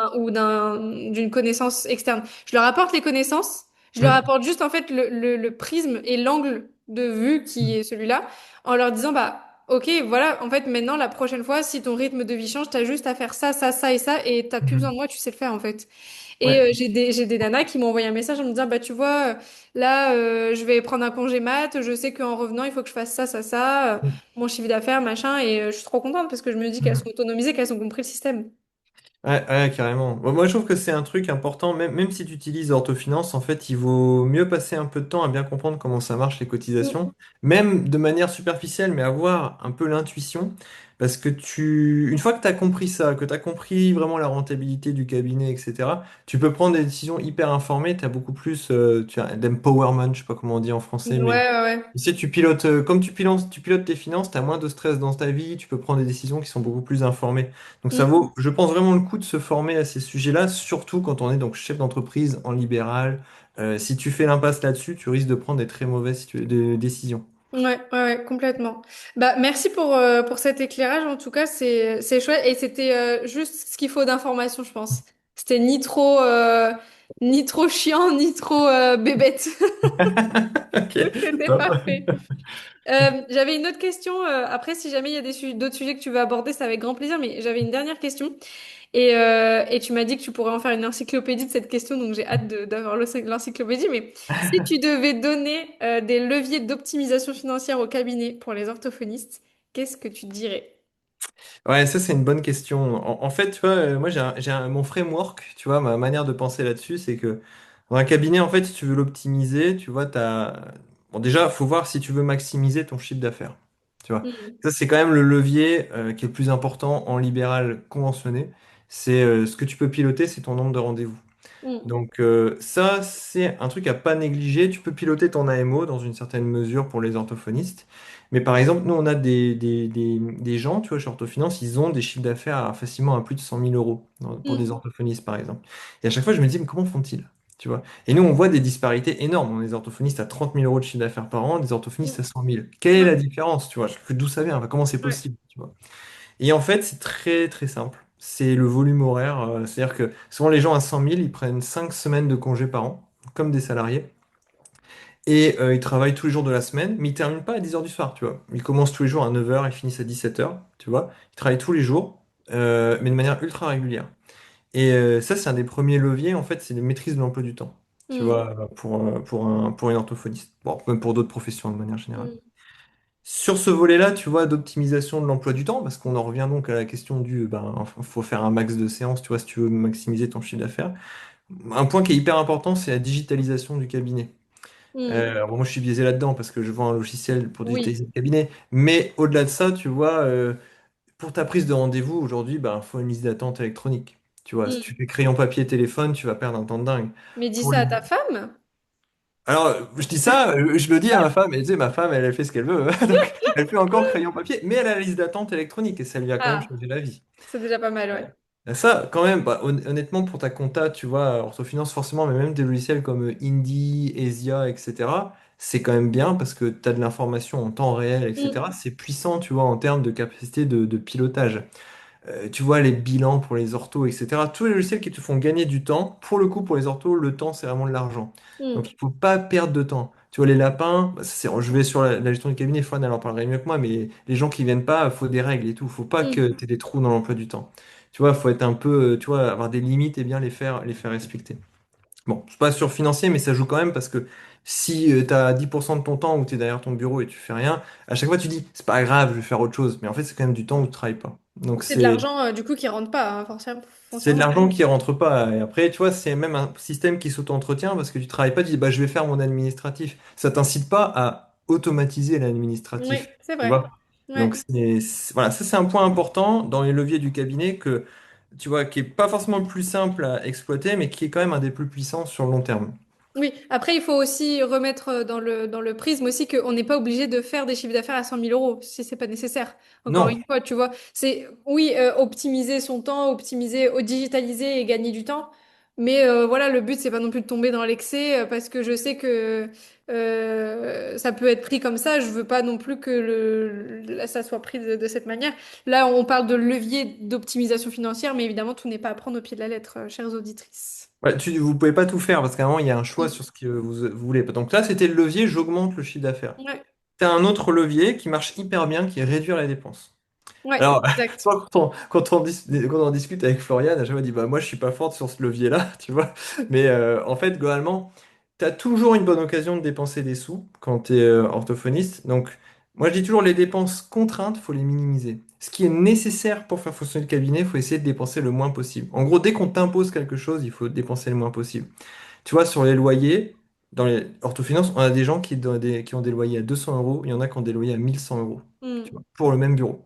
Ouais. En fonction de où t'es, et les 1 100 euros, c'est pas forcément à Paris, tu vois. Mm. Donc déjà, ça, c'est une des plus grosses dépenses du cabinet, c'est le loyer, faut chercher à optimiser. Mm. Tu as toutes tes assurances, les frais bancaires. Des fois, tu vois des gens qui ont des frais bancaires à 40 euros par mois, ça, c'est pas possible. Non, Mm. faut pas, faut refuser ça. Un téléphone à 50 euros par mois, tu vois, non. Juste, enfin, le Mm. forfait à 50 euros par mois, non. On peut C'est aller pas chez Red, nécessaire. 5 euros par mois. Et en fait, quand tu fais la chasse aux dépenses, tu vas très vite réussir à gratter 200 300 euros, juste Mm. parce qu'en fait, on t'avait dit que c'était pro et t'avais fait un x2 sur le prix. Tu Mm. vois, et généralement, l'avantage, c'est que vous mettez juste EI à la fin. Des fois, il vaut mieux pas mettre le EI sur les factures, comme ça, tu sais, bah, avec la facturation électronique, ça va être plus compliqué, mais Ouais. Bah, tu et vois. surtout que le EI, ça rentre dans une obligation maintenant, finalement, sur nos documents, normalement. Alors, bon, c'est une obligation. Les Oui. auditrices font ce qu'elles veulent. Voilà, tu vois, Voilà. on va dire ça. Et donc, mais de manière générale, sans parler de gruger, juste chercher une meilleure offre, Ouais. tu vois. Pour les offres de téléphone, pour le coup, je suis complètement d'accord. Et j'avais eu cette discussion avec mon collègue kiné au cabinet. Je lui avais dit, ah bah là, j'ai changé de forfait, j'ai trouvé un truc moins cher, j'étais passé, mais c'était des broutilles. Tu vois, j'étais passé de 12 euros à 4 euros par mois. Il m'avait Ouais. dit, oh, tu t'emmerdes pour 8 euros par mois, c'est du frais pro, machin. Mais je vois, mais 8 euros par mois, tu le divises, enfin, tu le multiplies par 12 par le nombre d'années que je l'aurai. C'est de l'argent que je me mets pas dans ma poche. Même si ça fait baisser mon bénéfice, tout ce que tu veux, c'est quand même de l'argent que je me mets pas dans ma poche. Alors, ouais, ça, c'est ce que tu dis de faire des frais. Ça, faut qu'on en reparle parce que ça, c'est un peu une fausse bonne idée de faire des frais. Ouais, ah, Ça, moi, c'est ce on que y je revient. défends, hein. Ouais, on en discute juste après ce truc-là parce que je suis complètement d'accord. Et tu vois, quand même, le 8 euros par mois, en réalité, tu économises même, tu vois, allez, 10 euros par mois, ça fait 120 euros à l'année, ça fait un restaurant. Bah, déjà un beau Ah ouais? restaurant, tu vois. Donc, en vrai, c'est du pouvoir d'achat et c'est pas parce que c'est un frais pro qu'on peut se permettre de faire n'importe quoi parce que tu vas Voilà. économiser en réalité au mieux 50% du prix. Ça veut dire qu'il vaut mieux faire un achat sur le cabinet que de le faire en perso. Mais ça veut. Alors, je reformule. Si tu Vas-y. dois faire un achat, vaut mieux faire le cabinet que le faire en perso, Ouais. parce que ça te revient effectivement moins cher. Mais c'est pas parce que c'est sur le cabinet qu'il faut faire l'achat. Oui, Des et fois, il qu'il faut faut juste pas faire qu'il l'achat. faut gonfler le prix, quoi. Exactement. En fait, des Ouais. fois, il faut juste pas faire l'achat. Ouais. Et tu vois, les réductions pour le matériel ortho, etc. Tu vois, tous ces trucs-là, en fait, faut pas gêner, faut être un peu un rat, tu vois. Enfin, moi, je suis un rat aussi sur Ah, plein de moi, je suis sujets, un mais rat, hein. Ouais. toutes les entreprises sont des rats, hein, parce Mm, que quand tu as des toutes petites marges en entreprise, tu es obligé de négocier. mm. Moi, un truc bon, c'est même Floriane qui m'a appris, mais je sais que chez les orthos, ça, c'est pas très répandu, mais il faut vraiment négocier partout. Mm, Alors, faut vraiment négocier comme des fous. Et notamment les choses qui ont de l'impact, on y vient après, la voiture, etc. Tous ces trucs-là, faut négocier comme des mm, malades. Parce qu'il y a vraiment mm. moyen de faire des coups comme ça. Donc, tu vois, vraiment le côté, je réduis mes dépenses opérationnelles. Tu Ouais. vois, tout ce qui est nécessaire, il faut essayer de payer moins. Même les prévoyances, tout ça, faut aller chercher le bon niveau de risque, Ouais, tu vois. ouais. Ah, Nous, c'est marrant parce que en ce moment, je suis en contact avec quelqu'un qui me refait mes contrats de prévoyance et tout ça. Et bon, effectivement, mon contrat de prévoyance n'est pas Madelin. Bon, ça, je ne savais pas. Bon, bref, je me suis fait un peu avoir sur ce côté-là, mais je le paye pas cher. Je le paye 35 euros par mois pour une couverture qui me convient totalement. Et ouais. lui, il me fait un contrat, tu vois, à 70 euros par mois en me disant, oui, Hmm. mais c'est en Madelin. Bah ouais, mais c'est Ouais, 40 non. euros de plus par mois, tu vois, donc Et ça me fait attention, chier. hein, si t'es en Madelin, tu vas le défiscaliser, mais quand tu vas voir tes indemnités, elles seront fiscalisées. Donc à Bah la ouais. fin, c'est pas parce que c'est Madelin que c'est mieux, hein. En fait, ce qu'il faut comparer, mais c'est très dur, et là je vous recommande d'utiliser ChatGPT pour vous aider là-dessus, c'est tu prends un contrat, tu le mets dedans et tu lui demandes d'expliquer et notamment dire quel est le prix par risque et de comparer avec ton ancien contrat, parce que peut-être que ce contrat à 70 euros est mieux parce que tu es beaucoup mieux protégé. Hmm. Mais est-ce que tu as besoin de cette protection? Voilà, c'est ça, j'ai pas besoin d'avoir une aussi bonne protection, exactement. C'est comme les mutuelles. Si t'as pas de problème optique, bah tu prends pas des garanties optiques ni dentaires, tu vois, et là tu payes Mm. beaucoup moins cher. Si t'as des enfants, généralement tu vas prendre du dentaire et de l'optique, tu vois. Mhm. Donc ça s'appelle l'anti-sélection, ça c'est ce qu'ils essayent justement d'éviter dans les mutuelles. Mais tu peux, là j'étais sur le même sujet, moi mutuelle, je suis arrivé à la conclusion que moi j'aime bien Alan, j'ai travaillé chez eux avant, c'est mutuelle digitale. En fait moi je dois prendre le contrat le plus bas. Parce que par rapport bon moi j'ai regardé toutes mes dépenses de santé, j'ai tout recalculé, bon t'imagines comment je fais. Oui, Et oui. j'ai estimé que en fait, le truc qui avait la meilleure rentabilité, c'était prendre le contrat le moins cher, même si sur le papier, tu as l'impression que tu es remboursé de rien. Parce qu'en fait, les remboursements que j'aurai, c'est des événements hypothétiques qui sont très improbables avec moi. Genre, moi, j'ai pas de problème de dentaire ni rien. Donc, en fait, je vais tout mettre de l'argent dans un truc dont Ouais. je me servirai a priori pas. Ouais, c'est ça, moi pareil, ma mutuelle coûte une misère, mais en fait j'ai juste mes lunettes à payer, je suis jamais malade, j'ai pas de problème. Donc en fait, juste je paye mes lunettes enfin tous les 2 ans. Mais j'avais fait le calcul, c'était plus rentable pour moi de prendre une mutuelle pas chère et de payer mes lunettes, plutôt que de prendre une mutuelle plus chère et de me faire rembourser mes lunettes. Hmm. Ouais, carrément. Et maintenant, tu as le 100% santé qui fait qu'en Mm. plus, au niveau des lunettes, tu peux les avoir quasiment pour 1 euro. Ouais. Mm, mm, mm. Donc voilà, ça c'est des trucs très intéressants, tu vois, à regarder. Pour le coup, je pense que l'IA aide beaucoup parce que c'est des marchés très opaques qui sont basés sur le fait que les gens comprennent pas. Ouais. Justement, bah, maintenant, tu vois, l'IA donne un pouvoir, tu vois, au consommateur de mieux comprendre les contrats qu'on lui vend et de mieux se défendre. Mm. Donc ça, c'est la partie, on va dire, dépenses contraintes du cabinet. Où à un moment, bah, voilà, il faut les avoir, mais il faut chercher à les minimiser. Nous, il y a des gens chez Orthofinance, tu vois, qui étaient en difficulté financière. Ils ont juste déménagé de cabinet. Ils ont économisé 400 euros sur le loyer. Ok, avec ça, ils C'est remboursent énorme. la dette à l'URSSAF Mais oui, et c'est ça les a énorme. sortis. Mm. Donc voilà, faut vraiment pas se faire avoir là-dessus. Il faut bien négocier. Et après, tu as le truc qui est un peu l'avantage du libéral, mais je te le dis, mais c'est pas une magouille, mais il faut quand même en avoir conscience, c'est que des fois, on ne passe pas sur le cabinet des choses qu'on pourrait passer sur le cabinet. Je te donne un exemple, tu vois, mon ostéopathe, lui, il passe son Netflix sur le cabinet. Je dis, mais pourquoi? Tu vois. Ben, en fait, lui, il a Netflix dans sa salle d'attente. Donc en fait, il dit, non, c'est pour mes patients, donc il peut le défalquer. Bon, dans un cabinet d'ortho, si tu mets Netflix dans la salle d'attente, ça ne fait pas parce que c'est pas l'ambiance hein, Tu pour mets les Netflix dans enfants. la salle d'attteinte à côté de l'affiche anti-écran. C'est ça exactement. Mais tu vois, par exemple, les animaux, si tu fais de la thérapie animale, tu vois, un piano, par exemple, alors, un piano dans une certaine mesure, tu vois, mais un Mm. piano, tu pourrais le passer parce que ça peut être un outil de rééducation. Donc en fait, des fois, tu achètes des trucs et tu penses pas que c'est déductible. Et ça, c'est intéressant de les passer sur le cabinet parce que, comme on disait avant, quand c'est passé sur le cabinet, souvent tu payes 50% du prix parce que tu vas payer un truc qui vaut 100, mais par derrière, tu économises 50 d'impôts et de Carpinco. Carping URSAF. Mm. Donc ça, c'est un levier que je trouve souvent mal exploité parce que, tu vois, par exemple, tu vas faire un resto, mais si tu fais un resto avec d'autres orthos, ben, même si en vrai vous avez discuté de trucs hors ortho, forcément vous allez parler de trucs d'orthophonie. Donc souvent, ça, c'est des restaurants, tu peux en passer quelques-uns par an sur le cabinet. C'est pas choquant parce qu'en réalité, vous vous connaissez à travers vos activités professionnelles d'ortho. Donc ça, c'est plein de choses que tu peux repasser sur ton cabinet. des dépenses que tu aurais fait de toute façon, mais qui Mm, vont passer sur le câble et te revenir moins cher. Tu as moins de bénéfices, donc moins d'impôts par derrière. Donc ça, c'est vraiment un peu tous les trucs où on se dit, ouais, la flemme de le faire, mais en fait, quand tu cumules tous ces petits trucs-là, à la fin, c'est quand même vraiment, ça optimise à mort le cabinet. Bon, ça, c'est ce que tu peux faire assez facilement, tout ce qu'on a dit là. Tu vois, c'est des choses que tu vas piloter au jour le jour. Après, pour moi, le deuxième truc financier pour les pros de santé, c'est de pas prendre des mauvaises décisions. En fait, les mauvaises décisions, elles viennent souvent de plusieurs sources. La première source de mauvaises décisions, c'est la gestion de la voiture. Ça, mm, généralement ce qui empêche les gens de s'enrichir, c'est les voitures, parce que c'est mm. mal configuré. Le deuxième, c'est des projets immobiliers mal fichus. Ok, Le troisième, c'est un déficit d'investissement. Donc, ok. je vais te faire les trois, si tu es d'accord. Bien sûr, avec plaisir. Alors, la voiture. Déjà, des trucs à savoir. Est-ce qu'il faut acheter ou louer la voiture? Pour moi, c'est hyper clair. Une voiture qui est louée te revient toujours plus cher qu'une voiture que tu achètes. Ok. Plusieurs raisons, parce que quand tu loues, tu fais un crédit déguisé. Donc Mm, tu payes des intérêts, à des crédits à quasi 6-8%. Donc en mm, fait, quand on te loue une voiture à 400 euros, en réalité, tu payes 200 euros d'intérêts qui sont perdus et tu payes 200 euros d'utilisation de la voiture. Pareil, ils te mettent l'entretien à l'intérieur. Rien ne dit que tu payerais pas moins cher de faire l'entretien à toi-même. On te dit, c'est un service, c'est vrai, tu payes pour un service, mais des fois, mieux vaut pas prendre le service et se débrouiller. Donc, pour moi, les locations avec option d'achat ou les locations longue durée, hein, pour moi, c'est la même chose. Ça n'a qu'un seul intérêt d'un point de vue financier, c'est si tu n'as pas l'argent pour acheter la voiture.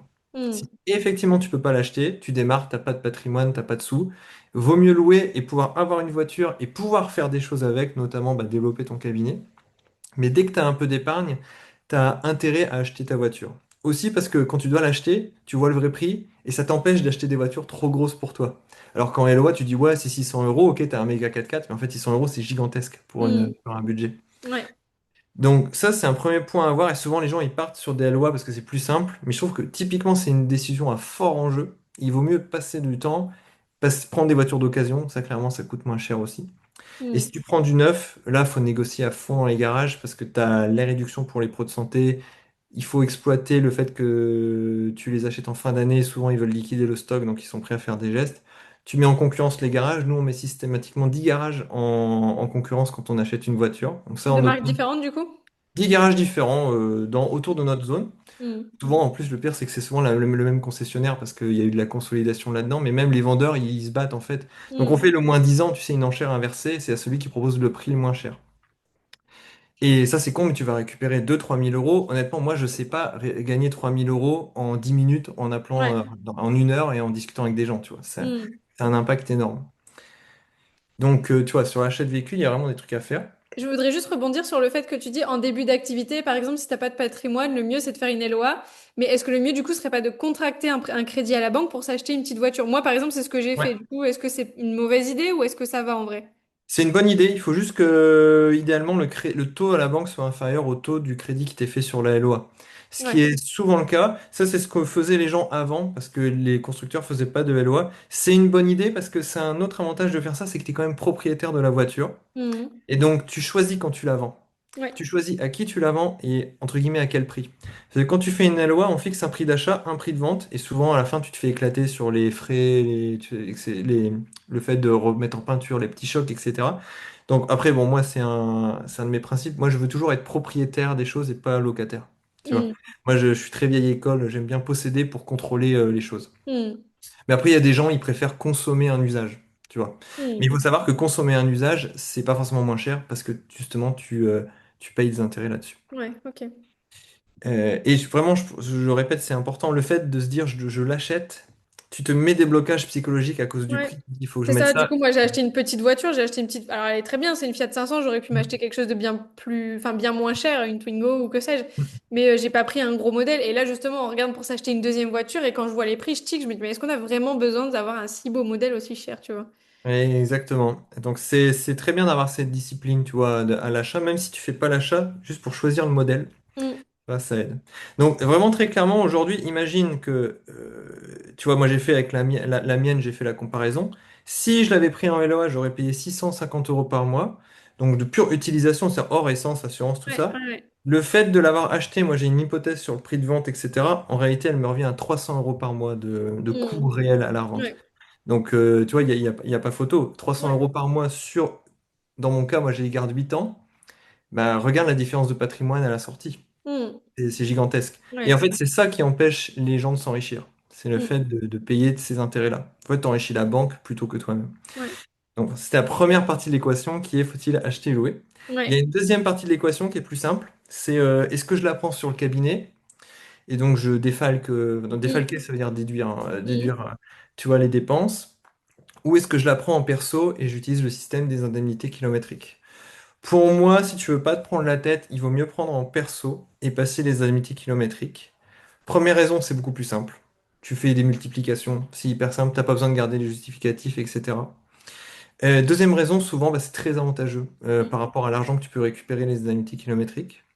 Si tu fais pas ça, tu vas prendre la voiture sur le cabinet, donc ça va être un amortissement. Sauf qu'en fait, l'État français, de manière générale, n'aime pas les voitures pour les professionnels, donc tu peux pas tout amortir. Donc aujourd'hui, une voiture polluante, tu peux amortir 9 000 euros. Bon, Hmm. va t'en trouver une voiture à 9 000 euros qui soit pas un peu ancienne et adaptée pour un besoin familial, etc. C'est quasiment impossible. Je te mets juste un petit... Si c'est une voiture électrique pas chère, ce qui de mon point de vue n'existe pas, la voiture électrique pas chère, tu peux encore t'en sortir là-dedans. Et en plus, quand tu vas sortir, en gros, ils vont réintégrer ce que tu avais enlevé. Donc des fois, tu peux t'en sortir en ayant perdu de l'argent quand tu achètes la voiture avec le cabinet. Donc, à moins d'être dans une situation extrêmement particulière ou d'être très peu kilométré, auquel cas, si t'es peu kilométré, tu vas pas avoir beaucoup d'indemnités. Pourquoi pas la passer sur le cabinet, déduire l'essence, etc. Mais pour moi, c'est un cas à part. Tu vois, D'accord. ça. Dans la majorité des cas, le barème kilométrique reste intéressant pour la plupart d'entre nous. Ouais, carrément. C'est carrément, ouais, c'est ça. Hmm. Il y a un simulateur sur Orthofinance, parce qu'on nous a beaucoup posé la question. Hmm. Donc, tu peux simuler et comparer, mais très souvent, moi, j'ai fait simulateur pour qu'en fait, dans 90% des cas, ça dise que c'est l'indemnité kilométrique. Ouais, qu'il emporte. Hmm.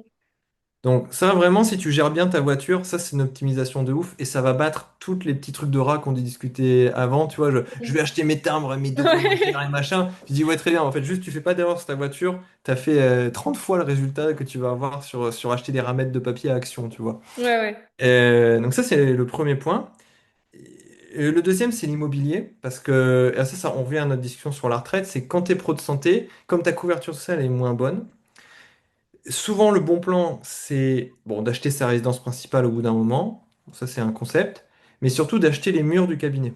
Hmm. C'est-à-dire que tu verses plus un loyer à quelqu'un d'autre, tu verses un loyer à toi-même. Donc, ne pas le faire est une erreur. Et D'accord. pourtant, il y a beaucoup de pros de santé qui disent, moi, je veux rester libre, etc. Je pense que ça, c'est une fausse raison parce que quand tu t'en vas, tu peux revendre. Et en vrai cabinet, ça se vend bien parce que ça a une belle rentabilité supérieure à du résidentiel. Donc, tu peux revendre à un autre pro de santé qui serait intéressé. Et en plus, tu veux pas vendre, tu peux toujours louer à un autre pro de santé. Et en Hmm. fait, ça contribue à rembourser le crédit, etc. Donc, je pense que ne pas je vois pas de raison de ne pas le faire. Hmm. Ouais, peut-être que tu ne peux pas le faire pour des raisons, tu n'as pas d'apport, etc. Mais je pense que faire exprès de ne pas le faire, c'est une erreur financière. Après, Ok. ça peut être voulu, enfin, tu vois, il n'y a pas de jugement là-dedans, mais juste du point de Hmm. vue financier, comme c'est le sujet, il vaut mieux le faire. D'accord. Et là, souvent, on va plutôt avoir un montage où, tu vois, il vaut mieux faire ça à travers une SCI. Et alors, le cas, là, l'erreur à pas faire, c'est d'acheter ça avec ton propre cabinet.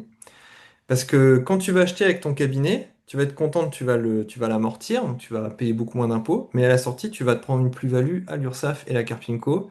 Et on a des gens, ils ont payé 30 000 euros d'URSSAF et de Carpinco à la revente de leur cabinet. Parce qu'ils Donc, l'ont acheté en frais pro, c'est ça que tu veux ils dire? l'ont acheté en frais pro. Et Ouais, d'accord. ça, il vaut mieux découpler parce que imagine que ton cabinet fasse faillite. Ça peut arriver si tu as trop de dettes sur Urssaf Carpinco. Ils peuvent venir saisir le bien.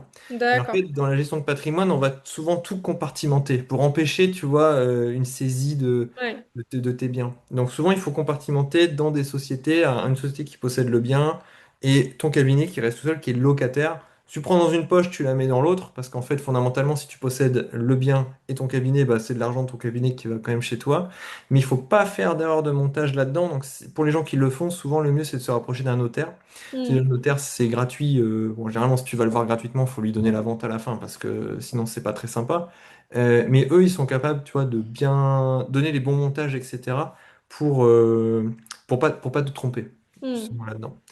Donc ça, c'est massif, parce que imagine que tu payes un loyer à 800 euros par mois, le jour où il arrive dans ta poche plutôt que dans la poche de quelqu'un d'autre, même si au début, ça va dans le remboursement d'un crédit, en termes alors, je dirais de puissance financière, mais c'est même pas ça, mais juste c'est un bon move, quoi. Ouais, c'est un C'est vachement investissement pour bien. après, quoi. Parce que comme les taux tu vois, les taux de prélèvement augmentent de plus en plus, Ouais. la seule manière de lutter contre ça, c'est d'internaliser au maximum la Mm. marge que tu crées avec ton cabinet. Voilà. Et bon, ça, c'est un sujet, on peut aller hyper deep, si tu veux, là-dedans. Et le dernier sujet, c'est le déficit d'investissement. C'est juste quand t'es ortho, justement, il faut investir dans une retraite par capitalisation. Et souvent, on le fait pas parce que finalement, on n'a pas l'éducation en France. Tu vois, dans les familles, on n'en parle pas, à l'école, on l'explique pas, etc. Mais en gros, déjà, la première des disciplines, c'est d'épargner. C'est-à-dire que tu dois toujours, en fait, chaque mois, dégager un excédent. Comme une entreprise. Une entreprise est là pour faire un profit. Tu vois, si tu fais des déficits trop souvent, bah, au bout d'un moment, Mm. ça peut plus marcher, quoi. Ça ne tient pas sur le long terme. Et cet excédent, bah, il faut au début le garder en fonds de sécurité, mais après, il faut l'investir pour divers projets, projets retraite, projets vacances, projets achat de Mm. maison, projets mariage, tu peux des projets sympas aussi, hein. Et une partie de cet excédent est à investir pour le coup long terme, souvent en bourse. Mm. Pareil, il faut se former, ou dans l'immobilier. Mm. Typiquement, quand on dit acheter les murs du cabinet, avant, il faut falloir thésauriser 10%, tu vois, de la somme pour faire l'investissement dans l'immobilier. Donc, cette discipline de l'épargne et le fait d'investir par derrière un peu en bourse tout le temps, même, tu vois, un truc genre 30 euros par mois en bourse, il faudrait qu'on fasse le calcul, mais à ta retraite, c'est genre 70 000 euros, quoi. Mm. Et tu dis, ah ouais, je suis content d'avoir mis mes 30 000 euros Bah par mois oui. pendant 40 ans, parce qu'avec la Mm. bourse, etc., bah 70 000, bah, tu vois, c'est un tout petit truc, mais avec un impact énorme sur tes finances à la fin. Donc, l'erreur est de ne rien faire, tu vois, Mm. d'un point de vue financier. Voilà, je m'arrête là sur ta question, parce qu'on pourrait aller plus longtemps, mais voilà, si tu veux rebondir. Ouais, non, en vrai, c'est hyper intéressant. Tu vois, moi, quand je parlais d'optimisation financière, je m'étais mis des exemples. En fait, j'avais parlé de carrément autre chose. C'est ça qui est Ah, fou, c'est que tu le vois sous un autre angle, mais hyper intéressant et fondamental, en vrai, parce que, en fait, quand on parle d'optimisation financière, on part sur des trucs peut-être un petit peu trop précis, alors que revenir à la base, bah, augmenter son chiffre d'affaires quand il y en a besoin, réduire ses dépenses quand on a trop laissé les gens nous imposer des abonnements chers ou ce genre de choses, revenir à la base, ça te fait déjà gagner beaucoup d'argent. Et en fait, c'est aussi cet équilibre entre, bah, je veux faire plus de chiffre d'affaires parce que je veux gagner plus d'argent, mais derrière mes dépenses augmentent, donc en fait, finalement, je gagne pas plus. Le bon équilibre, c'est d'augmenter son chiffre d'affaires, enfin, avoir en tout cas le chiffre d'affaires qui vous convient par rapport à votre niveau de vie, mais aussi baisser le plus possible les dépenses pour avoir une marge de manœuvre énorme. Enfin, ouais. la marge de manœuvre la plus agréable possible, quoi. Et la marge de manœuvre, ça peut être du kiff, hein. En vrai, si tu es ultra fan d'ortho-édition, Mm. ben, si justement tu as gratté des dépenses sur des choses qui te sont imposées, tu peux te faire plaisir chez Ortho-édition si c'est ton kiff, tu vois. Donc je pense que cette discipline, c'est une discipline de liberté aussi, parce que quand tu as enlevé une partie des contraintes qui s'imposent à toi, tu peux choisir ce que tu fais de ton Ouais. argent. Et Mm. libre à toi de faire les trucs qui te plaisent, tu vois, pas de jugement là-dedans. Ouais, complètement. Complètement. Mais moi, du coup, en levier d'optimisation, je parlais des choses peut-être un petit peu plus. Enfin, je sais pas, tu me diras si ça rentrait dans ce que t'envisageais aussi, mais moi, je pensais genre au chèque vacances, au chèque Ah! CESU, à placer dans un PER pour défalquer au niveau des impôts, Ah etc. oui. Oh bah ça, chèque vacances, ça c'est toujours un bon plan. Qu'est-ce que c'est le chèque vacances? On disait tout à l'heure, tu sais, tu es en une entreprise individuelle. Mm. Un chiffre d'affaires, tu déduis des dépenses, à la fin c'est ton bénéfice.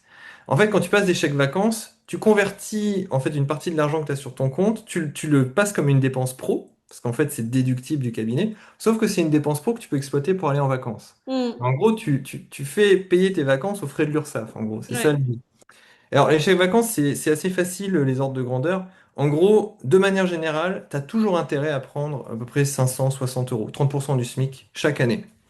Ça, tu prends aucun risque. Mm. Le seul cas où il y aurait un problème, c'est si genre tu fais 3000 euros de bénéfices à l'année. Mais si tu Oui. fais 3000 euros de bénéfices à l'année, les chèques vacances, c'est pas ton problème. Il y a Mm. d'autres choses à régler avant. Voilà, donc ça, c'est déjà, tout le monde peut le faire, ça vaut le coup. Et ensuite, si tu payes des impôts, donc faut en payer, donc faut pas être en ZFU, etc., les zones de défiscalisation, tu peux aller jusqu'à 1800 euros, le SMIC, en gros. Et là, tu vas jusqu'à 1800 euros pouvoir déduire ça de tes impôts. Donc, c'est-à-dire que si tu avais un bénéfice de 30 000 euros, bah, tu vas pouvoir, en prenant tes chèques vacances, enlever de ce bénéfice de 30 000 euros 1800 euros. Donc, tu vas tomber à 28 200. Donc, tu économises ton taux marginal d'imposition. Donc, en gros, c'est 11 ou 30% de 1800. Donc, tu peux sur Orthofinance faire un petit simulateur qui permet de simuler ça parce que ça dépend de ta profession, parce qu'on n'a pas les mêmes taux de prélèvement, etc. Mm. Mais souvent, tu vas gratter 50% du prix, en Ouais, réalité. ouais, ouais. Donc, ça vaut toujours le coup. Et bon, tu peux utiliser chez vacances sur plein de choses. Donc, moi, souvent, si tu payes des impôts, moi, je trouve que c'est intéressant d'aller à 1000, 1800. Ouais, moi je suis allée à 1800 cette année et je rebondis juste sur le fait, en fait, j'avais jamais réfléchi au fait que quand tu es en zone franche urbaine et que tu payes pas d'impôts, du coup les chèques vacances sont pas intéressants. Enfin, en tout cas, Ah pas non, bien, ouais. Mais, puisque tu ne payes pas ouais. d'impôts. Exactement. Exactement. Alors, c'est un avantage hein, d'être dans ZFU, donc il vaut mieux être dans Ah ZFU bah et bien pas sûr. prendre de chèque vacances. Mais c'est clair que si tu prends 1800 euros, ça sert à rien parce que tu n'as aucune déduction fiscale. Donc, Eh oui, tu complètement. convertis des euros dans un truc qui est moins flexible que des euros. Mais c'est pareil, là j'ai une copine, une très bonne amie, à qui je dis, mais t'as pris tes chèques vacances cette année? Elle me dit, oh, je sais pas, je galère un peu et tout. Et je dis, bah non, mais c'est hyper bien pour les impôts. Elle me dit, ah, mais moi je paye pas d'impôts. Et je lui dis, ah bah en fait ça sert à rien, enfin si tu payes pas d'impôts. Et j'avais jamais fait le rapprochement avec la zone franche urbaine, qui somme toute est aussi un genre de levier d'optimisation, s'installer en Extrêmement ZFU. intéressant. Alors ça, pour le coup, souvent la technique, tu fais une ZFU pendant 5 ans et tu calcules ce que tu aurais payé comme impôt, sauf que tu mets tout de côté et tu fais ça comme apport pour de l'immobilier. Ah ouais. Ouais, ça, c'est vraiment le très bon plan, la ZFU. Ouais, franchement, c'est pas mal, hein. C'est pas mal parce que du coup, pour rappel, tu me corriges si je me trompe, mais quand tu t'installes dans une zone franche urbaine, du coup, tu es dans une zone potentiellement, enfin, j'imagine que c'est fortement corrélé, dans une zone sous-dense. Il n'y a pas beaucoup Ouais, d'orthophonistes. Et du coup, pour bien répartir les orthophonistes sur le territoire, l'État propose des aides qui peuvent même être couplées aux aides à l'installation, si je ne m'abuse. exactement. Donc, Ouais. on peut avoir des 10 000 ou 15 000 euros d'aide à l'installation. Mais il faut rester un certain temps dans la zone, sinon il faut les Ouais. rembourser au bout d'un moment. Et tu as une exonération d'impôt à 100% pendant combien de temps? Un an? En fait, tu as une exonération d'impôt sur tout ce que tu gagnes pendant les 5 ans où tu es dans la ZFU. C'est ça, à ma Et il n'y a compréhension, pas c'est un ça. dégressif après? Je ne sais plus, il faudrait regarder. Je vais rien dire parce que je suis pas Ouais. sûr de l'info. Mais j'ai déjà entendu dire, et voilà, info à vérifier de votre côté si ça vous intéresse, mais il me semble qu'il y a un dégressif de 75% d'exonération d'impôt, 50%, puis 30%, et puis après tu repayes les impôts normalement. Hmm. Pareil, s'installer dans les dom-toms, c'est un très bon levier d'optimisation puisqu'on a 30% d'impôts en moins. Et au niveau des cotisations d'URSSAF, c'est très intéressant aussi, il y a des exonérations. Oui, c'est des beaux abattements de 50% à lire ça. Je me pose une question, parce que tu dois savoir, Elise, est-ce que l'AMO est supérieur dans les dom-toms? Oui, non, Ah, pas l'AMO, c'est la clé. c'est la clé, ok. Ouais, donc en fait, au lieu d'avoir une clé à 2,60, t'as une clé à 2,70. Ouais, ça se prend. Ça se Bah, prend, 10 effectivement. centimes, ouais, franchement, ça se prend. Euh, bon, après, le coût de la vie dans les DOM est tellement horrible que, bon, l'un dans l'autre, t'es pas forcément gagnant. Je pense que la lettre clé pourrait être bien plus élevée Hmm. pour se remettre à flot du niveau de vie. Mais oui, la lettre clé est un petit peu plus élevée. Hmm. Ouais. Ouais, en fait, moi, pour moi, l'énorme culbute à faire, c'est, imagine, tu t'installes dans une zone sous-dotée qui est zone franche urbaine, dans laquelle tu reçois l'aide à l'installation et dans Hmm. laquelle la mairie t'offre le local pour un loyer de 200 euros par mois. Alors là, le Pour dream celui qui fait team. ça, tu peux pas faire mieux. Ouais, Franchement, ouais, c'est clair. ça, c'est le truc ultime de l'installation, mais à mon avis, alors je ne connais pas, enfin, je pense qu'on a pas mal de gens chez Orthofinance qui savent où aller dans ces endroits-là, parce qu'on a beaucoup qui sont dans des situations de ZFU plus aide à l'installation. D'ailleurs, soit dit en passant, l'aide à l'installation, il faut se méfier avec les cotisations, parce que souvent, c'est ça qui amène une mauvaise proratisation, une mauvaise estimation de l'URSSAF et la Carpimco. Parce que c'est calculé dans le chiffre d'affaires, etc., hein, cette aide à l'installation, il me semble, hein. Exactement, c'est fiscalisé. Donc imagine, tu commences en fin d'année, tu as 3 mois, mais tu reçois 12 000. Eux, ils vont croire que tu as reçu 12 000, que tu as fait 12 000 sur 3 mois. Donc ils vont t'augmenter de 12 fois, Hmm. allez, on va dire 45 000, on va dire, fois 4. Et donc ils vont croire que tu as un bénéfice de 40 000 supérieur à la réalité. Donc autant dire que c'est comme ça qu'on se retrouve à payer 3 000 euros par mois de, Ouais, ouais, de Carpinco. Ça, il faut leur dire, non, mais attendez, là, il y a une erreur de calcul. Voilà. Il ne faut pas ouais. payer ce genre de situation. Donc l'aide à l'installation, c'est super cool, mais ça peut être une malédiction si on ne la gère pas correctement du côté des cotisations. Hmm. Ok. Ouais, c'est hyper intéressant. Bah, merci pour cette liste qui était somme toute assez exhaustive, je pense. Peut-être qu'on a oublié des trucs, mais... Ah Après, ouais, tu ouais, je voulais m'as... reparler d'échecs Césu, d'ailleurs. Ouais. Parce Alors, que... Vas-y, dis-moi. non, vas-y, vas-y, pardon, pardon. Bah, l'échec Césu, j'ai eu la réflexion la dernière fois en reparlant à des filles sur Insta qui me posaient la question. En fait, moi, l'échec Césu, je l'ai fait passer sur mon cabinet. Ouais. Mais je me demande si en perso, finalement, ce serait pas équivalent, voire un peu plus rentable en perso par rapport au crédit d'impôt que du coup dont tu bénéficies pas quand tu les passes en pro. Ouais. Moi, je suis moins connaisseur des CESU. Moi, souvent, le crédit d'impôt que j'utilise, c'est celui de 50% sur les services d'aide à la personne. Bah c'est ça, hein, ouais. C'est simple à utiliser. Parce qu'en fait, quand tu fais des CESU, après, bon, là, il faut maîtriser. Et après, est-ce que tu peux cumuler avec les crédits d'impôt? C'est un peu l'usine à Non, gaz. tu peux pas Donc, cumuler en fait. Tu peux pas cumuler et du coup moi avant de passer au CESU, je faisais le crédit d'impôt donc j'ai une aide ménagère à la maison que je paye tous les mois et en fait avant on passait pas du tout par les chèques CESU, on passait par CESU+. Donc en hum, fait on mettait le montant chaque mois sur le site de l'URSSAF CESU+. Par exemple ce hum, mois-ci je l'ai payé 120 euros, je mettais 120 euros, le virement était automatiquement fait depuis mon compte parce que j'avais fait cette déclaration-là et après bon il y a un système d'impôt que j'ai pas compris mais bref. C'était assez facile. Et moi, sur ma fiche d'imposition à la fin de l'année, enfin en juin quand je fais ma déclaration, euh, par exemple, les 120 euros que je lui ai payés, eh ben, j'ai 50% de crédit d'impôt, 50% remboursé sur mes impôts. Donc j'ai 60 euros, hum. c'est bien ça. Je pense. Voilà. Si je dépense 120 euros de ménage avec le CESU classique, sans passer par les chèques CESU, j'ai 60 euros remboursés sur mes impôts. Hum, Par contre, là, je passe en chèque CESU. Donc les chèques CESU, je les achète sur mon cabinet. Et je rémunère mon aide ménagère avec les chèques CESU. Donc en fait, finalement, je gagne quand même en impôts puisque je défalque. Donc c'est pareil, c'est comme un achat tout à l'heure, on dit ça rebaisse de 50% le hum. prix. Mais en fait, le crédit d'impôt, c'est 50% aussi. Oui, Donc ouais, ouais.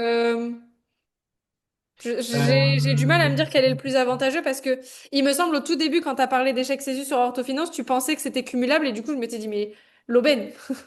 Et du coup, ouais, j'étais mais je partie pense là-dedans pas. et somme toute, en fait, c'est pas cumulable. Du coup, est-ce que c'est vraiment plus avantageux de passer par le cabinet? J'ai un doute.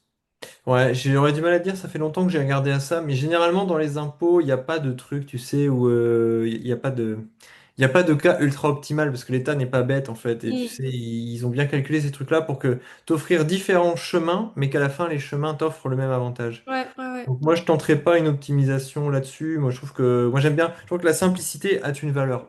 Tu Ouais, vois, il ouais. vaut mieux avoir un système qui te convient bien, qui est simple, tu vois, et souvent, juste quand t'as ton truc qui est en place, bah le garder pour pas trop s'embêter. Mm, mm, mm. Ouais, bon, après, maintenant, c'est tout. Je suis habituée au chèque CESU, donc maintenant, on fait comme ça. Et mon aide ménagère m'a dit qu'elle préférait parce que l'argent arrivait plus vite sur son compte. Donc, bon, Ouais. je suis Ok, bon, restée ça là-dessus. c'est un bon plan. Ouais. Donc, je suis restée là-dessus. Et bon, après, voilà. Mais c'était juste pour en reparler. Et tu avais mentionné les plans d'épargne retraite aussi. Ça, Ouais. si ça t'intéresse, c'est un sujet bon, très intéressant ce truc-là. Parce que tu sais, généralement tout le monde te dit qu'il faut ouvrir un plan d'épargne retraite.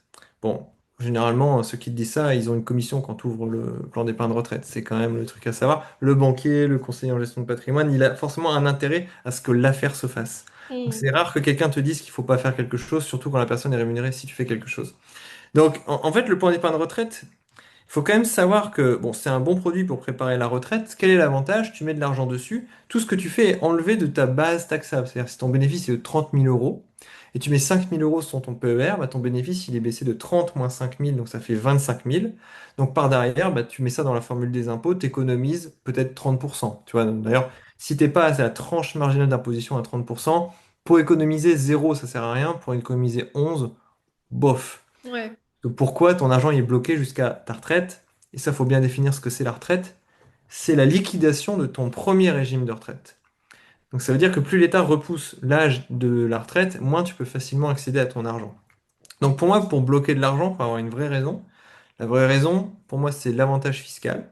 Le Mm, deuxième, c'est si l'argent te brûle tellement les doigts que tu as besoin de le bloquer quelque part pour jamais y toucher.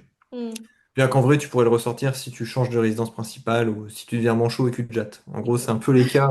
Et la mort aussi, mais ça Oui. t'intéresse pas comme. Non. Non, non, non, non. On est d'accord.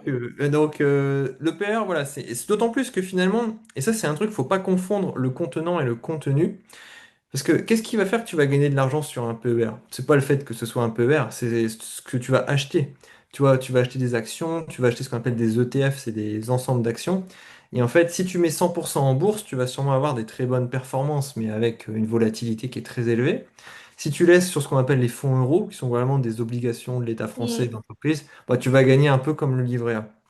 Donc, tu vois, l'important là-dedans, c'est pas tellement est-ce que c'est une assurance vie, un PER, etc. Ça, c'est juste des règles de entrée-sortie, frais, fiscalité. mm, Il faut connaître, mais c'est pas le truc fondamental. Le truc fondamental, c'est quand tu investis, c'est en fait dans quoi tu investis. Par exemple, si tu investis dans l'action totale, ça veut dire qu'au fond de toi-même, tu dis le pétrole, c'est un sujet d'avenir, et donc ça va rapporter, etc. Après, moi, je sais pas, mais c'est-à-dire que quand tu achètes ça, tu as une opinion sur le monde et l'économie, tu vois. Et, euh, et donc ça, c'est la partie importante de l'investissement, c'est savoir dans quoi tu mets ton argent. Ensuite, si on revient sur le PER, Tu peux déduire fiscalement l'argent que tu mets dessus. C'est-à-dire qu'effectivement, du point de vue des impôts, tu avais 30 000, tu vas mettre, tu mets 5 000. Alors, tu avais 30 000 de base taxable, tu mets 5 000 euros sur ton PER, il te reste 25 000 de bénéfices. Ça marche pour les impôts, mais ça n'est pas du tout le cas pour l'URSSAF et la Carpinco. Hmm. Même si tu mets ton PER en pro et tout, en gros, tu peux pas les déduire. Ce qui fait que en fait, tu te dirais, ouais, c'est trop bien parce que je déduis 30% d'impôts plus 25% du SRAF Carpinco, ça me fait en gros 50% d'économie, trop bien. En fait, pas du tout. Tu peux mettre autant d'argent que tu veux sur ton plan d'épargne retraite. La Carpinco, non, l'URSSAF finira par te taxer même sur cet argent que tu as mis sur ton plan d'épargne retraite. Alors, c'est ce que les commerciaux ne te disent pas du tout, hein, ils te disent le contraire, hein. Bah parce qu'en fait, ils connaissent pas, ils ont pas vu les 100 échéanciers que j'ai vus et dans laquelle à chaque fois c'est réintégré. Mais en gros, Ouais. c'est quand même marqué noir sur blanc, hein. C'est quand tu fais ta 2035, c'est bien marqué cotisation facultative et les cotisations facultatives, elles sont réintégrées dedans. Hmm. Donc, outil à manier avec précaution, d'autant plus que tu as deux autres outils en France qui fonctionnent très bien et qui te donneront exactement le même résultat avec moins d'ennuis. Le premier, si on le connaît, c'est l'assurance vie. En gros, c'est un plan d'épargne retraite où tu n'as pas de défiscalisation, mais tu investis exactement sur les mêmes trucs. Hmm. Tu peux faire de la bourse, tu peux le faire en assurance vie. C'est vraiment très facile. Et ça, par contre, c'est pas bloqué. C'est juste que des fois, il faut un mois pour sortir l'argent parce que c'est pas toujours liquide. Tu vois, la liquidité, c'est à quel point tu récupères facilement ton argent. C'est Hmm. pas très liquide, mais ça reste quand même accessible. Et le deuxième, qui pour moi, c'est mon chouchou, et je pense que c'est vraiment le meilleur produit que tu puisses avoir en France pour l'investissement, c'est le plan d'épargne en action, le Hmm. PEA, parce que lui, il a très peu de frais. Tu fais ce que tu veux. Ta période d'optimisation fiscale, c'est au bout de 5 ans et pas de 8 ans. Hmm. Et donc, tu vois, tu as un plafond de versement à 150 000 euros. Moi, honnêtement, bah, pour atteindre le plafond de 150 000, il faut déjà y aller, tu vois. Bah oui. Et lui, tu as zéro frais. Enfin, c'est excellent. Par contre, c'est que de la bourse, mais c'est un avantage, c'est que ça force les gens à s'intéresser à la Ouais. bourse. Tu vois, moi, de tous les investissements que j'ai fait, à part le Bitcoin, tu vois, c'est sur mon PEA que j'ai eu les mêmes, les meilleures performances, tu vois. Hmm. Bon, Hmm. honnêtement, c'est pas des performances de fou, hein. Mais quand je compare au reste, où j'ai pris de la gestion pilotée, où soi-disant un expert le pilote pour moi, Hmm. moi, finalement, j'ai fait aussi bien tout seul, tu vois, en essayant d'être pas trop bête et en me documentant beaucoup. Oui. Et Et puis c'est bon, la sans gestion frais. pilotée, derrière, t'as quand même des frais qui peuvent être énormes. Enfin, moi, je sais que je me suis fait avoir là-dessus sur mon ancienne assurance vie.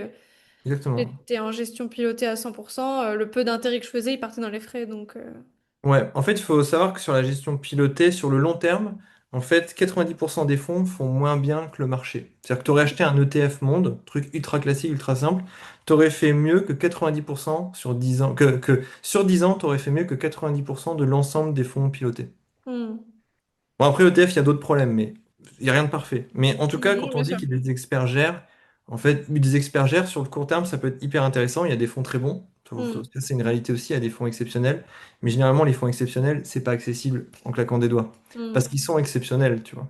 Ça, c'est d'autres choses. Le private equity, investir dans des entreprises qui sont pas cotées en bourse, ça, c'est exceptionnel comme performance. Le ticket d'entrée minimum, 100 000 euros. Ouais. Donc, tu vois, c'est pareil. Si c'est exceptionnel, il y a forcément un problème quelque part Ouais, pour ouais. un épargnant classique. Hmm. Ouais, complètement. Voilà. Mais donc, je dirais, méfiez-vous des PER, etc. C'est bien, je pense que ça vaut le coup d'en avoir un, mais mettez pas toutes vos billes là-dessus. Moi, je connais des gens qui ont 20 000 euros de dette à la Carpimco et qui ont aussi 20 000 euros sur un PER qui peuvent pas sortir. Et donc, Ouais. ils sont bien embêtés. Des fois, déjà, des assurances vie, un PEA, des livrets A, LDDS bien placés. Pour très bonne optimisation aussi pour les jeunes diplômés, c'est le plan d'épargne populaire, puisqu'il y a Hmm. des conditions de revenus pour l'avoir, mais ça a toujours un taux supérieur. Le Et ben, livret d'épargne populaire, ouais. Hmm. exactement, oui, pardon, Ouais, le ça livret marche. d'épargne populaire. Ouais. Si vous l'avez pas et que vous êtes jeune diplômé, faites-le et mettez vos sous dessus, parce que vous aurez un meilleur rendement et la banque vous le fermera quand elle aura compris qu'enfin vous gagnez de l'argent. Mais tant qu'elle n'a Ouais. pas compris, laissez votre argent là-dessus. Et oui, moi je l'ai fait quand je suis sortie d'études. Parce qu'en fait, pour ouvrir un livret d'épargne populaire, il faut que vous ne payiez pas d'impôts ou quelque chose comme ça, ou que vous soyez dans une tranche vraiment ridicule. Ah. Et en fait, la première année d'exercice, quand tu as ta première fiche d'impôt, bah, t'as pas beaucoup bossé, puisque tu as Ouais. été diplômé en juillet ou en août. Et du coup, tu payes pas beaucoup d'impôts parce que t'as pas eu beaucoup d'argent. Et donc, moi, j'ai Mm. ouvert mon livret d'épargne populaire juste avant d'avoir mon autre avis d'impôt, en leur disant. Coucou, je gagne pas beaucoup d'argent, je voudrais un livret d'épargne populaire. Et donc je l'ai toujours. En fait, le banquier n'a pas demandé mes autres avis d'impôt, donc tant qu'il Mm. est là, je le garde. Et il est plein, je l'ai maximisé. Ouais, très bonne stratégie. Voilà. Mais ouais, effectivement, alors moi j'ai plusieurs trucs. J'ai aussi donc j'ai tous les livrets. J'ai L livret A, LDDS, LEP. J'ai aussi une assurance vie. J'ai ouvert un PER il y a pas longtemps parce que j'ai été en contact avec un gestionnaire de patrimoine qui m'a dit que je payais trop d'impôts et qu'il fallait que j'optimise en faisant un PER, ce qui somme toute me semble être une bonne idée. Mais je sais pas, plus j'en parle avec les gens, plus j'ai l'impression de m'être fait farcer avec ce PER. Je sais pas trop quoi en penser.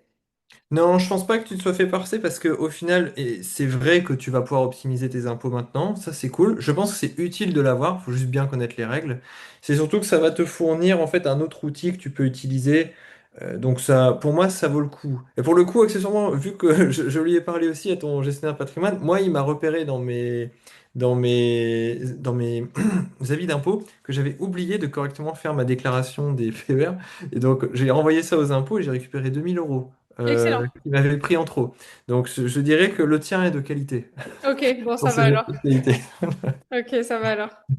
Donc, non, tu t'es pas fait farcer. C'est simplement que, tu vois, pareil, un CGP, il a un intérêt à ce que le deal se fasse. Donc, il faut avoir un bon esprit critique en face, tu vois. Et pour ce dont je ne doute pas que tu es, tu vois. Bah, Donc, après, j'ai un bon esprit critique, mais en même temps, j'ai pas toutes les connaissances nécessaires pour savoir si je me fais farcer ou pas. Donc, bon, après, moi, j'ai ouvert ce PER de bonne foi en me disant, bon, bah oui, de toute façon, il fallait bien. Moi, j'ai un PEA aussi. Bon, j'ai pas mal de choses. Le PEA, pour le coup, j'ai arrêté de verser dessus en ce moment. Mais le PER, là, pour l'instant, je mets 50 euros par mois parce que je peux pas me hum, permettre de mettre plus. hum, Bon, à moyen terme, j'aimerais bien mettre plus pour défalquer un peu plus au niveau des impôts, parce que là, 50 euros, autant dire que c'est ridicule. hum, Mais je me dis, bon, au moins je commence, même si c'est que 50 euros par mois, c'est pas mal. hum. Mais j'ai l'impression que tout le monde vient un petit peu de son truc, nous venir un peu à la pêche aux orthos qui s'y connaissent pas trop et venir te vendre un produit soi-disant miracle. Je sais pas, je suis un peu dubitative sur ces gens-là. Ben, en fait, sur mon avis sur les CGP, en fait, en France, il y a un grave manque de culture financière et d'investissement. C'est-à-dire que, tu vois, quand tu compares les Américains, ils sont à fond sur la bourse parce que eux, leur retraite, il est en bourse, ils sont obligés de le faire eux-mêmes, donc ils s'y intéressent. En France, nous, tu vois, on est un peu babysitté par l'État de ce point de vue-là, parce que de toute façon, il te prend ton argent, t'as rien à dire et il gère ta retraite, Hmm. avec les avantages et les inconvénients que ça a. Mais comme, en fait, il n'y a pas de culture financière en France, pour la plupart des gens, passer par un conseiller en gestion de patrimoine, je pense que c'est positif parce que ça leur fait prendre des actions. Il y a Hmm. des actions, prendre des décisions, tu vois, sur des sujets qu'ils ne prendraient pas eux-mêmes. Ouais. Et donc, généralement, les conseils qui consistent à dire investissez sur un produit, faites des investissements immobiliers, c'est des bons conseils, tu vois. Hmm. Donc, entre pas de CGP et un CGP, il vaut mieux, un CGP conseiller en gestion de patrimoine, hein, entre pas de CGP et un CGP, il vaut mieux en avoir un. Ensuite, il D'accord. faut en avoir un bon, c'est le Mhm. sujet, parce que tu sais, c'est comme les chasseurs, il y a le bon CGP, il y a le mauvais CGP, tu vois. Et donc, tu as eu un moment, toute la vague des Pinel, c'est des appartements avec des déductions fiscales, où en Mhm. fait, il y avait des techniques de vente où on te vendait sur les appartements une grande déduction fiscale. Ils disaient, mais c'est pas grave, c'est plus cher que le marché, mais c'est pas grave, vous refaites avec les impôts. Mais en fait, sauf que, imagine, tu achètes un appart 140 000 mais que le marché c'est 100 000, bah, quand tu le vends, c'est quand même 100 000, tu vois. Ouais. On dit, oui, mais tu as eu un avantage fiscal. Bah ouais, donc j'ai rien gagné, en fait, tu Oui, vois. in fine, ouais, t'as rien eu. Donc, c'est pour ça qu'il faut en avoir un bon, tu vois, qui cherche pas à t'arnaquer, etc. Mais je pense que c'est au global positif parce que tant que l'école n'expliquera pas, en fait, comment on gère un budget, comment on investit, etc., il y aura toujours un besoin Mhm. sur ça. Et imagine, tu fais un investissement immobilier, même que moi, je veux pas faire, ça s'appelle un cash flow négatif, c'est-à-dire que tu dois remettre 200 € par mois. Moi, j'aime pas ça parce que je pense que c'est comme une entreprise, il faut être profitable à tout instant pour que tu puisses avoir une approche qui est saine des finances, mais il y a des gens, ils vont faire un appartement, ils vont mettre 200 € par mois. En réalité, remettre de leur poche, je veux dire, parce que le loyer compense pas le crédit. Même mettre 200 € par mois, bah, pendant 15 ans, à la fin, ces 200 € ils auront travaillé bien mieux que sur un livret A. Donc Mhm. même un truc que moi, je voudrais pas faire, en réalité, c'est utile pour la plupart des gens, parce qu'ils ont plus intérêt à avoir un appartement en location que zéro. Ouais, bah, bien sûr. Voilà. Donc voilà, moi je suis assez quand même positif sur les conseillers en gestion de patrimoine, mais Ok. c'est comme tout, il faut choisir, faut trouver des bons. Faut Ouais. trouver des Ouais. bons qui connaissent bien leur métier, tu sais, parce que c'est un métier pas forcément difficile d'accès, donc faut en prendre ceux qui ont fait des études spécifiques là-dedans. Mhm. Ouais. Ok, ça marche. Bon, bah écoute, parfait. Ça me rassure un peu. Ça me rassure un peu. Et ben écoute, moi je n'ai plus de questions, mais s'il y a un sujet sur lequel tu veux revenir, je suis tout oui. Oh, bah, le problème, c'est que si tu me dis ça, moi j'ai 10 millions de sujets, hein. Mais c'est des sujets sur tout et n'importe quoi, tu vois. Ouais, Donc, je pense qu'il faut pas ouvrir ça, faut pas ouvrir ces portes-là parce que ça va être trop long, tu vois. Mais ouais. je pense qu'on a vu pas mal de choses sur les cotisations, tu vois. Mm, On a pas mal vu les erreurs que je vois aussi chez les personnes à qui je parle en libéral, donc on les a bien articulées. Donc, je pense que souvent, tu vois, dans la vie, on cherche à faire les choses bien, c'est une bonne chose, mais souvent ne pas faire d'erreurs, ça fait déjà beaucoup. mm, Ouais, éviter les erreurs graves financières, ça te permet quand même d'éviter beaucoup de soucis. Donc je pense qu'il faut passer beaucoup de temps à éviter des erreurs et mm. dans un deuxième temps optimiser. Bah sinon, pour ceux qui veulent en savoir plus, moi je leur conseille de jeter un petit coup d'œil au manuel d'orthofinance parce qu'on Mhm. a beaucoup de choses qui sont le manuel du logiciel, mais on a aussi beaucoup d'articles qui sont pas liés en réalité sur toute la gestion du cabinet.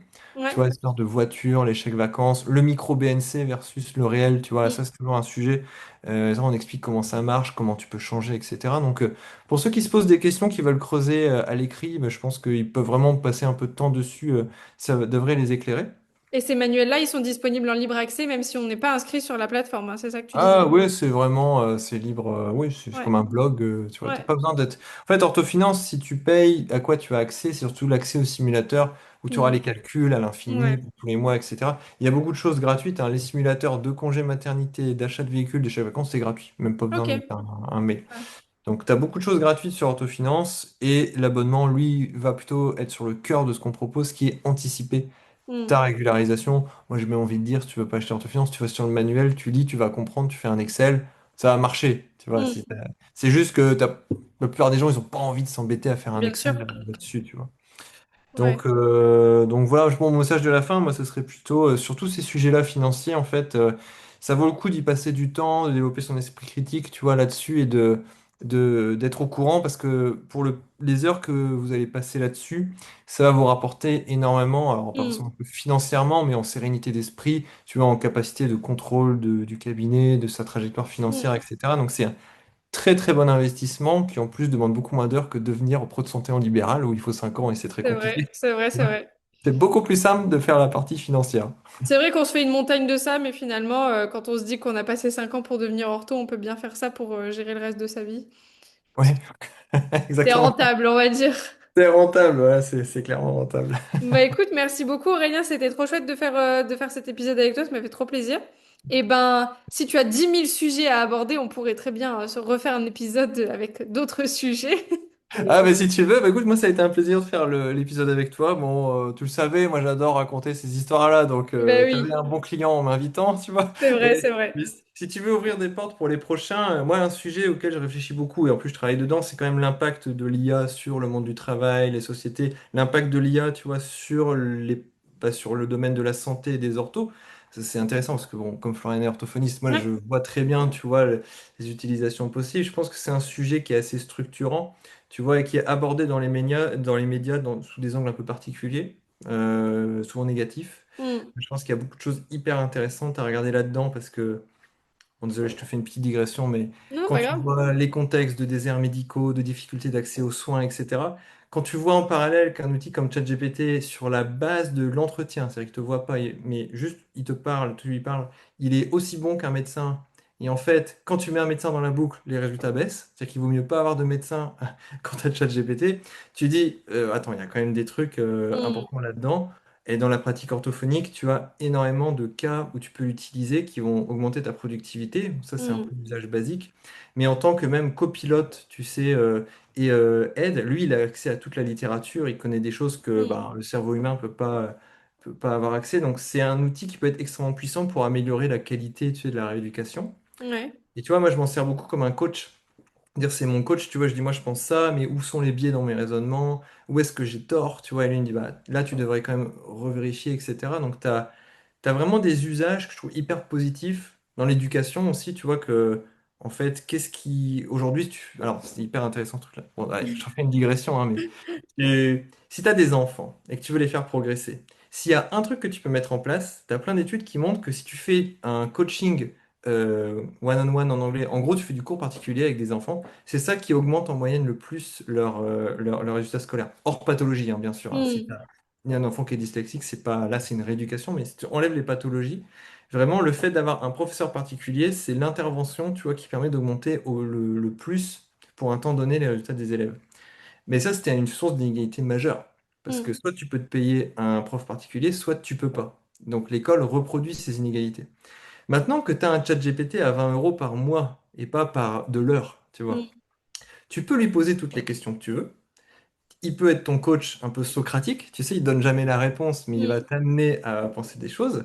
Et tu vois, même moi, quand j'apprends des trucs, maintenant j'utilise beaucoup des IA, tu sais, pour me dire, ok, là je comprends pas, ces trucs, je comprends, enfin, c'est pas cohérent dans ma tête. Il dit, non, mais rien, t'as rien compris. Voilà. En fait, c'est cohérent parce que, en gros, t'as pas compris ce truc-là. Et imagine maintenant, tu donnes des trucs comme ça à des enfants, des étudiants pour qu'ils apprennent mieux. Je pense que ça peut avoir un impact qui est massif, tu vois, sur la société, la capacité à monter en compétences. Bien sûr, tu as le côté, bah, je vais faire mes devoirs avec et je vais pas réfléchir. Ça, mm. oui, c'est sûr. Mais ça, c'est pas un problème d'IA, c'est un problème tu sais, d'usage Oui, d'outils. ouais, Euh, ouais. Donc, tu vois, si un jour tu veux aborder ce sujet, je pense que je peux te faire des monologues assez longs sur le Mais en vrai, sujet. ça pourrait être grave intéressant, hein. En vrai, ça pourrait être intéressant. Faudrait qu'on en rediscute pour se driver là-dessus, carrément. Ouais, ouais, ce serait rigolo. Bon, allez, je fais pas plus de digressions parce Voilà, que on s'arrête là, sinon, sinon peut-être tu vas nous on spoiler s'arrête. tout le contenu de ce podcast. C'est ça, ce podcast qui sera très clivant, ça c'est sûr, tu Ah vois, oui, mais bah de qui toute façon, donnera. l'IA de base, c'est clivant, hein, donc surtout chez les orthos. Donc ça donnera au moins des éléments factuels pour discuter, tu vois. Exactement. Bon, bah écoute, je vais te laisser là. Merci pour cet épisode. Et je vous souhaite à toutes et tous une très bonne semaine, un très bon, je sais pas, sûrement un dimanche, je ne sais pas. Et on se retrouve dans le prochain épisode qui sera soit un hors-série, soit un épisode normal. On verra bien. Ciao, ciao!